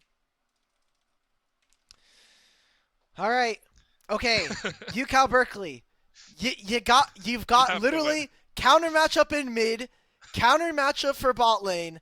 I gotta see something, like any signs of life, any sign of anything for this team to be able to win this game, because you have been given more advantages. I think this is even worse than some of the other games where we were talking about the matchups. I need to be seeing early priority for this bot lane, whether it's going to be used to try to grab dragons or if it's just the grubs. I just want to see something from them, because I just think that with the games that they showed today, it'd be a really sad way to go out. At least taking a game off of UTM would be, saying something here and, keeping some of the legacy of the West alive here in the tournament. Yeah, I completely agree with you. I think the draft is definitely very much Cal favored, but we've seen it time and time again. Somehow UTM, just early on in the game, they're able to find some early kills, and then Munchie just goes into the enemy jungle, does whatever he wants, and the game kind of explodes from there. So it's going to be important here for Cal. Just early on in the game, use that Ezreal Karma, use that poke. Don't get over cocky, don't get overconfident. Don't get in range where the Kai'Sa can auto attack. Just throw your Qs, let her take a lot of damage. Eventually, they'll be forced to back and build your lead like that slowly. You don't need to rush into anything. Well, if this game goes long, I think there's a very real possibility that UTM are still able to take this. Later on, they're going to have Kai'Sa on 3 items, who I really hope we don't see an on-hit build, because this is a perfect game to just try to outrange your opponents. I never want to be on the same screen as a Lissandra or a Volibear. Just make sure that we're kind of getting in there. And even with this Talon, while this is a kind of a special pick here for Munchie, this is kind of a pretty miserable game to play Talon Into Yeah. Aatrox is fine when we talk about the laning, if this was like a 1v1 in top lane, but as a jungler, I think just having that mobility, it's going to come down to vision control here for UTM. If they can make sure that Talon is not being seen on certain sides of the map, that'll really open up a lot of plays for them, and we've already seen that Munchie has had such a profound influence in this series. Yeah, and the vision control for UTM has been very good, I would say, so far in the series as well. They've been able to get deep into the enemy jungle, place some nice wards. They're there for TPs. They've been able to sweep out their jungle and make sure the enemies have no idea where their next move is going to go. But as you said, it's a pretty hard game to play. I think the Kai'Sa going AP should be a certain. You have Talon jungle, Zed mid. If you go on hit, I think that's a little bit troll. And yeah, everything you've said so far about this game was perfectly said. I mean, it's going to be interesting to see how the Lissandra does against the Zed. We've seen good matchups in mid lane go south for the side of Cal. I think if there's a game you're going to win mid lane, it has to be Lissandra against Zed. I mean, just press Q on the Zed Please. and just win. Please. Please. I'm begging you guys. Um, we have a little bit of time before this game. Obviously, this is a best of five, so the series could just end here, or we could be going to game four, potentially game five. But across the board, when I'm kind of looking at the schedule for the bracket right now, it seems like more of the top seeds didn't end up winning. Obviously, we had the match earlier today on the stream with Winthrop versus USF Gold, but really the only upset that we had so far is Minnesota taking a series over Converse. So there are a couple of matches that have been rescheduled. Again, it is Easter, so it kind of makes sense. But yeah, exactly. The matchup that kind of is directly related to this one, UCI versus UHSP Eutectics, is going to be played on, just trying to double check, it is going to be played on April 23rd around 8 p.m. EST. I'm hoping that we can get a stream for that, whether it's one of our co-streamers or someone on the broadcast. Just I think it's really important to kind of see, and especially for whoever wins this series, they're going to be tuned in. They're going to be like, guys, well, who are we playing against? They don't even know quite yet. Yeah, I agree with you completely. That other series will also be a banger. So I hope we get to see that one on the stream. And that's gonna be fun to watch. Also, one other thing that happened: SCAD Bees beat Oklahoma Christian 3-1. They're into lower bracket Let's go, around Scad. three. That's gonna affect some things going deeper into this run. If they're able to beat the winners of Purdue or CSU Northridge, they'll be facing up against the winner of whoever wins this series and whoever beats UC Irvine or Uthetic. So a little bit to look forward to down the line as we had some time to talk about it, but let's get right back into the action. It's going to be game 3 here. UTM and Cal looking to keep their CLOL run alive, and it's going to be UTM trying to finish them off in 3-0 fashion. We're getting Electrocute Lissandra. Okay. This is what I wanted to see. Ito is playing mid, as we had talked about. A former mid laner playing in Tier 3. I'm a little sad. We're going to be watching Kai'Sa for Snow 2. Yeah, I will release to the broadcast. I got to talk to Snow 2 in between Game 2 and Number 3. He asked me, what champion do you want me to play? Because he is to his own credit said, I'm first timing champions right now in this series, and I'm micromanaging all 5 of my teammates. So maybe he can do it from the AD carry position. I asked him, what did it feel like playing against Ezreal Karma? And he goes, I'm literally Gala. So let's see if Snow 2 can kind of put up. It makes sense, right? His ID is Snow 2 #LPL. So I hope that he can kind of show up. And I've been doing a lot of casts on LPL English, so I want to see it. I will let him know if he was actually Gala or not. Hey, I would love to see a Gala-like performance on a Kai'Sa. Obviously, Kai'Sa, one of the harder AD carries to play. You just have to be so good with your spacing because you are so short range. You have to have the right timing on when you're going to ult. It's going to be very, very fun to watch if this game can go a little bit longer. And maybe if Imputo and Lincoln Rock, they should be just slamming this bot lane in theory. They should be getting a lot of poke. But as of right now, level 1, pretty healthy for both Snow and AV here. Junglers are going towards the same side of the map, both of them starting on the bottom side and going up towards top lane, but probably going to be making a stop in the mid lane. Wonder if Dark Lord is going to be going for some unique pathing. Early vision here from the side of UCal Berkeley, knows where the Talon is for right now. Seeing that he didn't start on his blue buff, that he is going to the top side of the map. Was expecting maybe, again, you're playing Volibear, your level 3 ganks are incredibly potent, but instead he's probably just going to go for his full clear and then should have a pretty good skirmishing advantage over Munchies. He has the PTA. It is electrocute here for the Talon, but I think if we get into a much longer trade, that this Volibear should be advantaged. Yeah, I agree with you. You know, we have a little bit of a downtime, not too much happening. Want to give a quick shout out to Exit Lag, our sponsor. Exit Lag ensures better and faster connection routes to game servers, eliminating connection issues with a single button press. Big shout outs to Exit Lag for being our sponsors here and helping us cast these amazing games and look over them. This bot lane, though, kind of suffering. They're already down a little bit of CS here, about just under a full minion wave, but really it's AB who is taking a large chunk of the damage, and I don't think this Alistar is really going to be able to do that much in lane. You're playing into the Ezreal Karma, so it's already notoriously difficult to ever find an engage onto them. They finally get a short trade, but even then, this tether coming in from Lincoln Rock just makes it near impossible. So Dark Lord canceled his recall. They're going to go for a dive on the bottom lane. Oh, first blood. Oh, top lane. Okay. Munchie. Okay. Munchie gets all right, Dark the Lord, kill let's see in it, brother. Let's take a look towards the bot lane. It looks like AB and Snow, they don't want any part of this. AB spots him out on the sweeper, and the Volibear actually just recalls, so he's going to let them grab this wave completely for free. And now this back might be able to get stopped here by the Kai'Sa. No, they're going to let them go. Ezreal will get out as well from the look of things, and in the end, UTM Talon gets the first blood, but here we go in the mid lane. Aito gets solo killed by the Lissandra.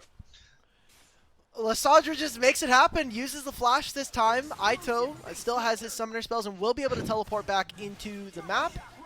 But those are 2 kills that have now gone over. It is going to be 1-1 for both of these teams, but I think pretty advantageous here still for UCal Berkeley, as just being able to have push in the bottom lane still really important. The fact that this Lissandra is already starting to find herself a minor advantage lead. Now, hitting level 6 is going to be a much bigger spike for her, as not only does it up some of the 1v1 prowess, but also makes it so that when she does roam, it could be a lot more potent. We could be seeing some more impact coming in from Fitz, who hasn't quite shown up in this series versus his opponent. Yeah, it looks like the Dragon is going to be uncontested here for the side of Cal. This is the first time this series we've seen them pick up an early Dragon, so finally some good stuff heading in their favor. And they're going to start up the Dragon stacking here. The Lissandra does hit level 6, a solo kill in the top lane. Juicebox has been online Munchie's this here, entire though. series. Munchie is here. Let's see how the counter gang comes through. The Talon is not level 5, but gets the Aatrox with relative ease. 1-for-1 the top lane. And, Rumble has a bit of a CS advantage, but the Talon just going to try and push this wave in, as the Grubs, uncontested, will go over to Cal. Yeah, he's not going to get in time here for the wave, so wants to just make sure that this gets under. Instead, Dark Lord and crew are going to reset. Yeah, I like this play coming in from UC Berkeley. If they had decided to stay, Rumble would have been coming off of base a lot sooner than Juicebox would have, so there could have been a numbers advantage there. So instead it is now the Rumble and the Talon going to be taking this. Will be 2 Grubs going over to UT Mississauga, but still, I think with a minor gold advantage, again, it is all in Munchie's hands in one of his very unique signature picks on the Talon here at CLOL Championships. And as a player, has, I think, kind of become more well-rounded with his time in competitive. Seeing AB and Lincoln Rock, okay.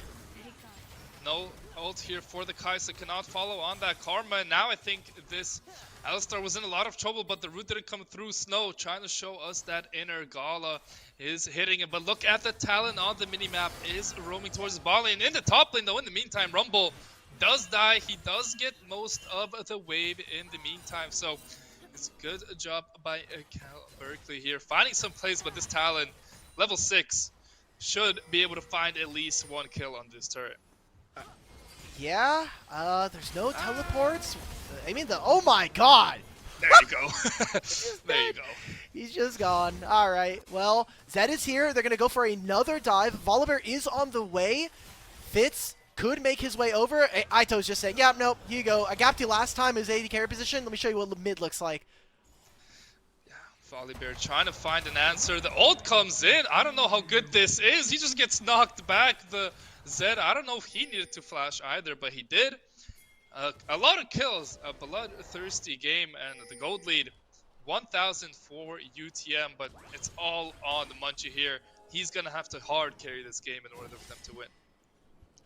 Really well played there from AB. Just getting the ultimate from Dark Lord does also mean that Aito does lose his flash, so this does make the mid lane matchup a bit tougher. Fitz was already sitting in the mid lane hitting the turret, so has the kill lead, also has the experience differential between them from just CS, so feeling pretty good about their matchup, as UTM have to make plays like that to make this game a little less stable for UCal Berkeley. Otherwise, they're going to be able to kind of run away more with the lead that they do have. As we're getting the supports to kind of roam around, when we do see AB freed up, this does start to favor UTM. Karma and Ezreal want to try to slam the laning phase, want to get as many of these plates as possible. AB is not under that much threat. He's probably going to lose. The fact that he doesn't lose all of his HP there is pretty nice. Oh. Fitz, though. Oh. Yeah, that's how that one usually goes. That's how that one usually goes. Didn't think that Volibear would be there. I mean, I don't think the Volibear honestly did too much. The Lissandra just presses R a couple Qs right? and yeah. Oh, he did stun him? Oh. That's stun. So it was off screen there thanks to the HUD, unfortunately, but he like, so he used his shadow, he jumps over, immediately gets stunned as soon as he tries to press his ultimate, because then he sees Volibear there. So it was a good play coming in from UCal Berkeley to try to hold their mid laner. This is opening up to be some stronger plays from the mid jungle of UCB, so not bad to see them early. Oh, good positioning here by Volibear. Gets a lot of damage out on the Talon. The Rumble comes out and the shutdown trying to get taken, but no, the Talon is a little bit too slippery. Munchie gets out with his life, but Dark Lord, great job there as a knock-up comes through, but look at the health bars here. They're going to still try and all in this. Let's see what they can get done. Snow 2 gets the kill onto the Ezreal, and now they're looking to take down the Karma. She has no flash. If he gets the knock-up, and Snow 2 channeling his inner Gala gets the double kill. What a job there from UTM. There's that bot lane starting to come up clutch here for UTM. It may be Snow 2 this time on the AD carry position, but he is making good on the promise to try to bring this to a 3-0. And Mississauga, it's not as easy of a game. Obviously, we had some of the counters from the lane matchups, but they are crawling to a gold lead and still keeping that over their opponents. 1,000 gold this time around. And we talked about some of the items that were going to come on through. Munchie already has an opportunity, which did just get buffed on this patch, especially for melee champions. So he is going to be a monster in this game, like we have seen in the past couple games in the series. Yeah, it's still pretty heavy low here on Munchie. And for the side, for Snow, really quickly, I want to point out he went for that Kraken Slayer on the Kai'Sa, which is not what we wanted to see. Why do you think he went for that Kraken Slayer? I don't know why he wants to go on hit in this game. This is just Snow 2 things, you know? Okay, they're gonna look for a dive in the top lane. No ultimate. Oof, but it's a 1-for-1. You know, it's a 1-for-1, but guess who gets the turret plate? Munchie. Hey. Munchie gets all of this wave. Oh, Fitz is gonna get the shutdown though. Not bad. Big shutdown. Hey, Cal, looking good. A lot better this game than we have seen from them in the past. This Lissandra is becoming kind of scary. Like, look at her items. She has a Blackfire. She has the Darksteel stacking up. The Volibear also pretty fed with that Cosmic Drive. Is anyone here to help out this Alistar on the Karma? The flash is forced out. Good job there by B, just getting a summoner for basically nothing. Okay. So with Dark Lord going for the Cosmic Drive, this appears to be the Jack of all trades build. I personally really hate this in this game. I think that this is not the game to be going for the Cosmic Drive, like all-in super speed build. Master Rabbits, probably dead here. That's the flash. Oh, okay. nice flash. All right, they're gonna trade flashes there. I kind of wish he had saved the. Oh, okay. We're just getting more. Oh, fights. he's dead. B, yeah, he's about as dead as you could be. The Ezreal does miss. The flash is used by B, but I don't know if that's gonna matter too much. Tries to get the trade on the Karma, but yeah, Talon in the meantime picks up a kill top lane. This is a complete bloodbath so far, but I mean, Cal, they are looking a lot better in this game than they have in the past. The Lissandra, Volibear, going to be the two champions here. Level 9, Zed. I don't know if taking on this Lissandra is the play. It does go down, but the shutdown, is it going to go over to the side of Munchie? No, the TP comes out. And yeah, this Lissandra is going to be a very big problem. I think this Zed is about as useless as you could get. Yeah, it's not looking good right now. He's definitely suffering. Sorry, Aito. But also, why are we listening to casters, right? Like you shouldn't be just pick your champions, right? Pick the right champion in the right spot here. So Zed instead going to have as much usefulness in terms of just probably be on a side lane, probably just picking up some farm, then moving on over. Fits, however, with a lot of gold this time around. Okay, Munchie's here. As the dive is gonna come through, they find the Ezreal, but and looks like UTM's gonna be able to get out of B. Does not get rooted up. Gets a knock-up. Snow 2 looking to continue hitting here, and yeah, it's just an easy kill onto the Ezreal. Everyone gets out of dodge. Even though UTM are counter-picked pretty hard, they're finding the right plays at the right time. They're able to get this talent very far accelerated. But Berkeley is picking up dragons right now. The only thing that kind of UTM have going for them is the grubs. And even with the gold lead, again, we said that we really preferred UCal Berkeley's draft here. And so far they've been playing very, very well. So looking more and more on the cards for them to be able to be very competitive in this game. The only part of this map that isn't looking good is their bottom lane, but the fact that they're going to get harder to kill as more items come on through, they're going to have access to more HP, especially this Ezreal if he's able to get a Shojin third. So the Karma is also going to make this pretty difficult going forward. Has the exhaust.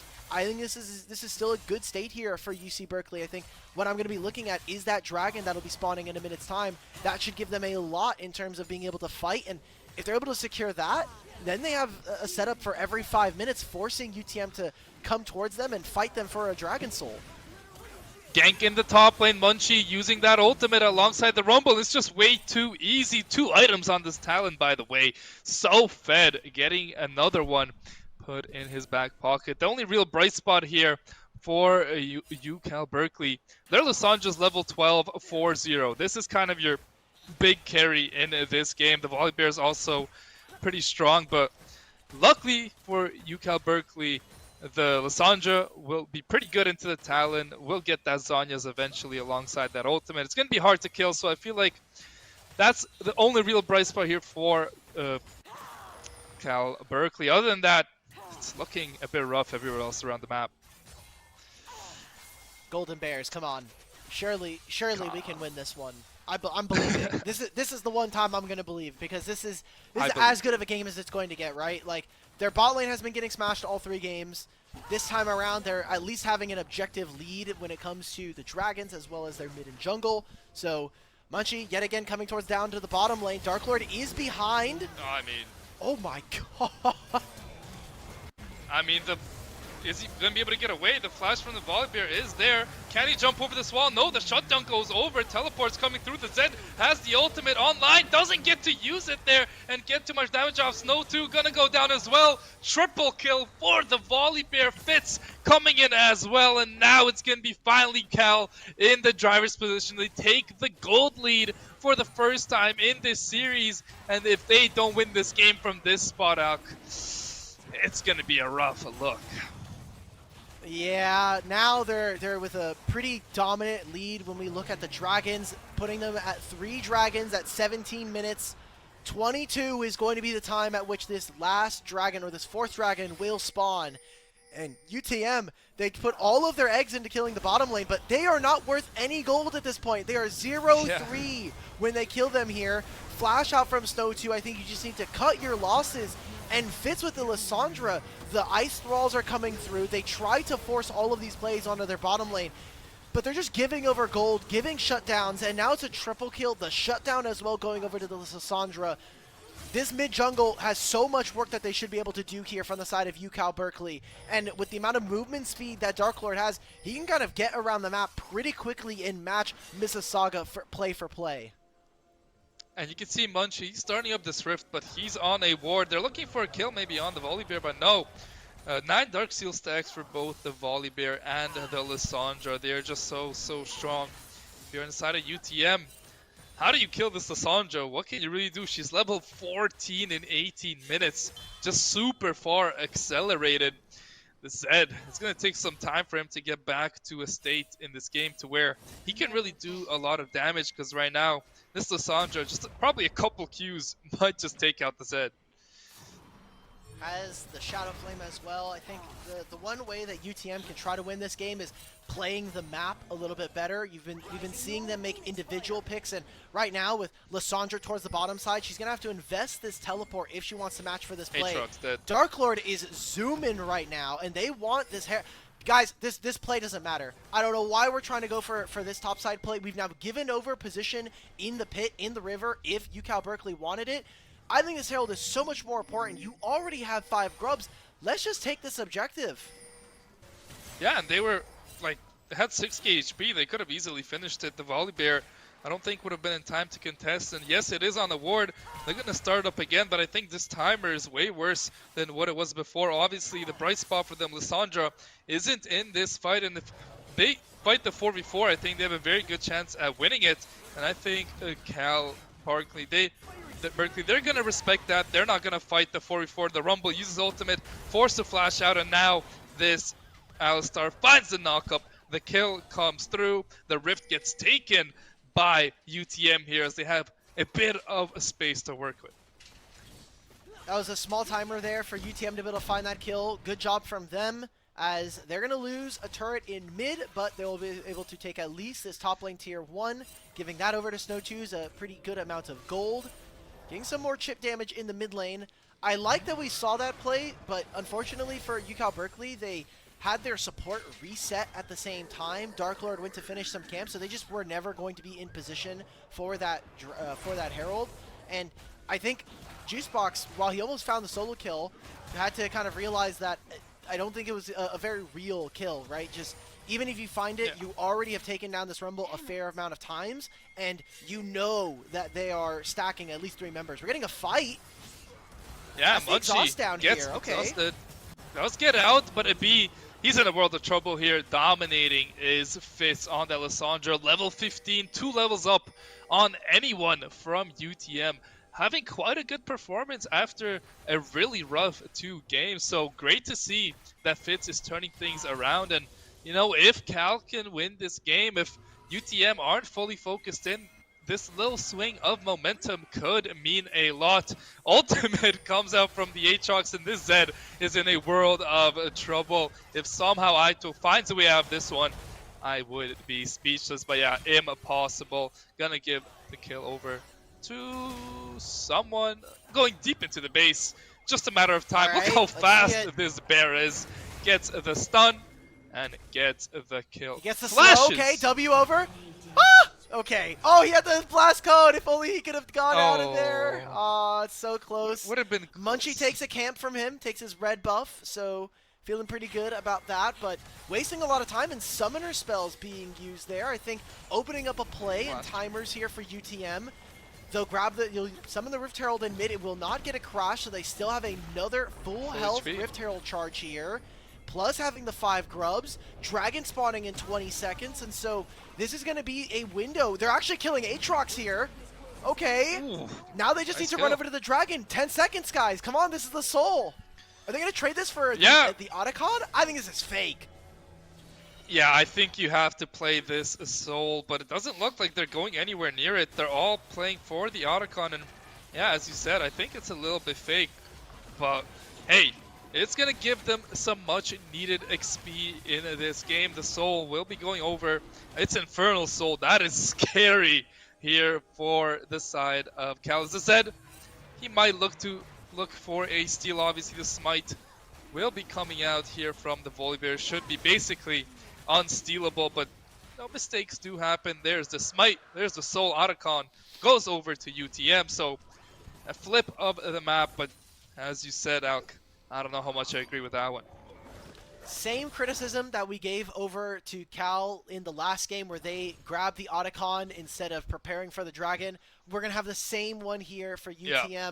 They have 5 grubs this time, so that's kind of the real difference between this and last game. But now you've given over even more explosive damage to the side of the Golden Bears. And they're going to have to really kind of leverage as much of this as possible. It's evened up some of the experience between the mid, but he's still just now hitting level 14. It's really Munchie who has a individually large lead over his counterpart, but even that is not as, explosive or as meaningful as some of the rest of this game. It's 3-item Talon. You still have to be able to deal with this Lissandra. Maybe they're just going to try and say, like, if we avoid Fitz and take out the rest of his team, maybe it's playable. But the Lissandra's always going to be looking to group at a certain moment, and it's almost done getting a Rabadon's here. Yeah, I think the only way for UTM to win this is somehow get the Lissandra to be on the side lane and then take a 4v4, in which case then they will be a little bit stronger. But if this Lissandra's here in a 5v5, I just don't really see what UTM can do to take her down. I think she'll have Raba on this base. She should start working toward Azanya's, and when she gets that online, killing this Lissandra is going to be impossible. She's going to be doing such immense damage. I think any 5v5 a Cal Berkeley take with Lissandra involved is just very hard winning for them. All right, Cal Berkeley, you are down 0-2 in the series. This is for your tournament lives, and even if you win this game, you still have to win the next 2 if you want to continue on here in the CLOL Championships 2025. Need to be seeing more cohesive. The game has slowed down. We've seen a lot of individual picks come out from Mississauga to provide stopgap measures, but we have not gotten a true 5v5 between these two teams. And with an Infernal Soul on their backs, we have been expecting for UCal Berkeley to really take this win. So, I mean, as soon as they include any fight that has the mid-jungle 2v2, that suddenly becomes a lot stronger of a fight and argument here. The Baron is also spawning now, so UCal Berkeley, how are we going to be including Fitz and Dark Lord 70 in this game? Well, I just have a real quick question for you, Alk. What do you think of the 3rd item here for Talon, just clearing out those wards? You think that's the best item he could have gone for on Talon? I think it's fine. Maybe you can make an argument that you get a Edge of Night. Probably is what he's going to be going for next, although when I see a Caulfield's Warhammer, that does not inspire much hope that he is picking up an Edge of Night. So, I don't know. It's good for vision, but we haven't really seen UCal Berkeley have, like, very good vision. If you look at the map right now, almost all of their wards are on their side of the map and pretty shallow in their jungle. So this is really good coverage coming in from UTM to make this map as dark as possible. Yeah, and they've done this throughout the series, UTM. They've had really good vision control. I think we spoke about it a little bit before this game started. They've been able to control the other side of the map. You said how important it is for this Talon to have control of the map, so he can just run around the map and do whatever he wants. Big level 16 spikes now for both Talon and Rumble. Zed also 1 level away from that spike. You take a look at the carries of Cal. Ezreal's level 13, Aatrox is level 14, Volibear, even though he has this massive bounty, he's only level 14 as well. So UTM, they've been able to slowly, in the XP advantage, build up a lead, but the gold lead, it's very close between these two teams. Less than 1,000 gold separates them. Okay. It looks like they want to try to rip this Baron. Between Talon's bleed procs and Kaisa, Baron could melt very easily, and they do have 5 grubs, so it is pretty realistic for them to try to go for this. They also don't have very much of a map if they decide to go, let's say they take the Baron. If UTM get this and they win a fight afterwards, they might just be able to end the game with 5 grubs. I don't think you could say the same here for UCB, as they're going to start this one up.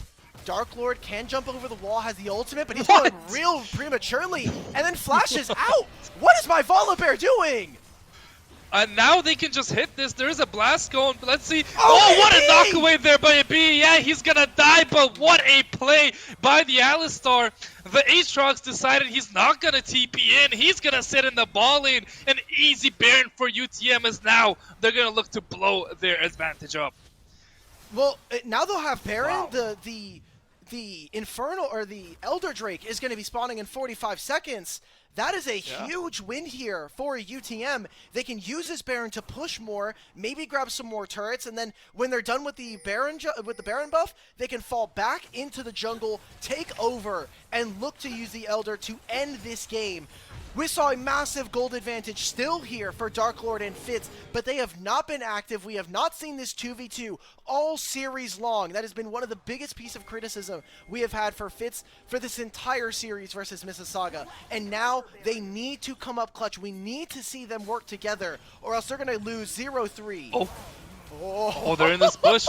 No idea they're there. I think they could have Lissandra ulted that Zed. It would have been a kill, but look at the HP here for the Lissandra, forced to use the ultimate on herself. Look at the damage coming from town. The shutdown goes over to the Alistar. The follow-up is coming in. Munchie getting a bit too aggressive. Gets out on 1 HP. Dark Lord doing God's work, but does go down. Down goes the Alistar, and they look to close out the game. It's only Ezreal left alive, 30 seconds left on Karma, and you would have to think with 4 members alive, with the 5 Void Grubs, this is going to be it. They found the pick on the Lissandra. She didn't even use the stopwatch. She just used the ult on herself. And it's going to be UTM with an improbable Game 3 victory as they look to close it out. A B gets the stun. The Kaisa in the backline. Snow doing his best Gala impression, and it's done perfectly. They're going to be winning this game. They're going to be closing out the series 3-0, and UTM will be moving on to lower bracket to round 3. And Mississauga, in their first ever CLOL Champs appearance, will make a top 16 appearance here in the bracket. I mean, wonderful stuff from them. They get their highest placement ever in the playoffs of the East Champs. They come here today, they play an amazing 3-0 series, and now they're in top 16, which is an incredible thing to say for a program that has absolutely no backing from their program. Kind of similar to the Western Legends for UWO. They're obviously a very legendary program when we talk about Collegiate League of Legends, but glad to see that that is continuing to be the case here. Maybe the East got some game left in them. Yeah, they got some much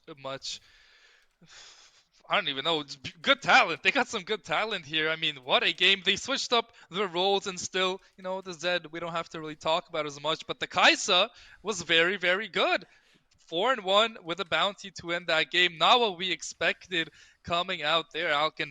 Yeah, just much props to Toronto and Mississauga. I mean, we expected a bit of a closer series, but a 3-0 in that type of fashion, that's going to be a good boost of confidence for them going into their top 16 matchup, and they can look to ride the momentum to get into even a higher place in the tournament. Yep. I want to kind of talk about, you know, not only the series, but just when we look at going further in the bracket, these teams are going to have to face off against the winner of UCI and UHSP Eutectics, which for Eutectics, I think they've had a pretty amazing run so far when you look at in their bracket, going all 5 games and making an upset there. UCI being here in the lower bracket already is kind of sad when you think about this program historically, but it's going to be a hard matchup. I think either one of those is going to make them kind of sweat for this, and UTM kind of showing a little bit of some of their flaws particularly, but they also did just make a role swap, right? Like, they just made Snow2 play AD carry, Aito in mid this time around, going back to Aito's main role from solo queue. So I don't think there's much really to take away from this series. It was a pretty one-sided bout. Even the game where Cal were ahead, we just didn't see them do anything. And I want to say that, like, the kills that Fitz and Dark Lord got were in reaction to the plays that UTM were making. All of them were like, hey, we're diving your bot lane, and they just happened to be there at the same time and catching gold. Well, one thing I do want to say, the Lissandra, it seemed like the Lissandra was just side lane for most of the game, even though she was so far ahead. I would have loved to see Lissandra hover around the middle of the map, hover around the top side. She was just kind of in that ball lane for a good like 5-10 minutes, just catching waves, which is not what you want to do when you have a really fed member. But props to UTM. They realized that. They made plays on the other side. Obviously, that Talon was absolutely explosive in that entire game. And that last team fight, I mean, I'm not really too sure how Lissandra even got so chunked. I think it might have been the Zed. The Zed got some good damage, the Rumble ulti, and then that Lissandra died for the first time, and the entire team just fell apart. Such a sad story, especially for Yeah. UC Berkeley. It is a higher performance than we got from them in 2021. This is their second ever appearance at the CLOL Champs, and making top 24 is great, but we didn't get to see too much of them. They won a single series up against Purdue, and aside from that, they took a 3-0 into an immediate 3-0. So most of the seeding seems like it's going their way. When we look across, the only two matchups that haven't been played is the MEC versus NJCAAE, which is the Nova Nighthawks and JV Vikings. UCI and Tactics we kind of talked about earlier. So got two more matches before we're finished with round two in the lower bracket, and the CLO Champs continues to roll on. Yeah, continues to roll on. It's been a great competition so far. And, the deeper we go in the tournaments, the more fun we're going to have. We're going to see these game five bangers. The 3-0s will kind of slow down a little bit. And, it's going to give some teams and some players a chance to really make a name for themselves when they go up against these top dogs. So, it was a good weekend for us. We had a great time. But yeah, I just can't look forward more to the upcoming weeks. Yeah, let's talk about MVP. I think it's pretty clear. One person Yeah. had a lead the entire series long versus their opposition. I want to say congratulations to Munchie. He has been, a really strong player when we look at him in Tier 3. Someone that is kind of on the bubble for playing in, NACL. And I'm glad to see that him here on this UTM roster is still continuing some of that level of play, even in collegiate. So congratulations to him for winning our MVP of the series. And hopefully we get to see at least one Master Yi or Rengar game going forward in the tournament.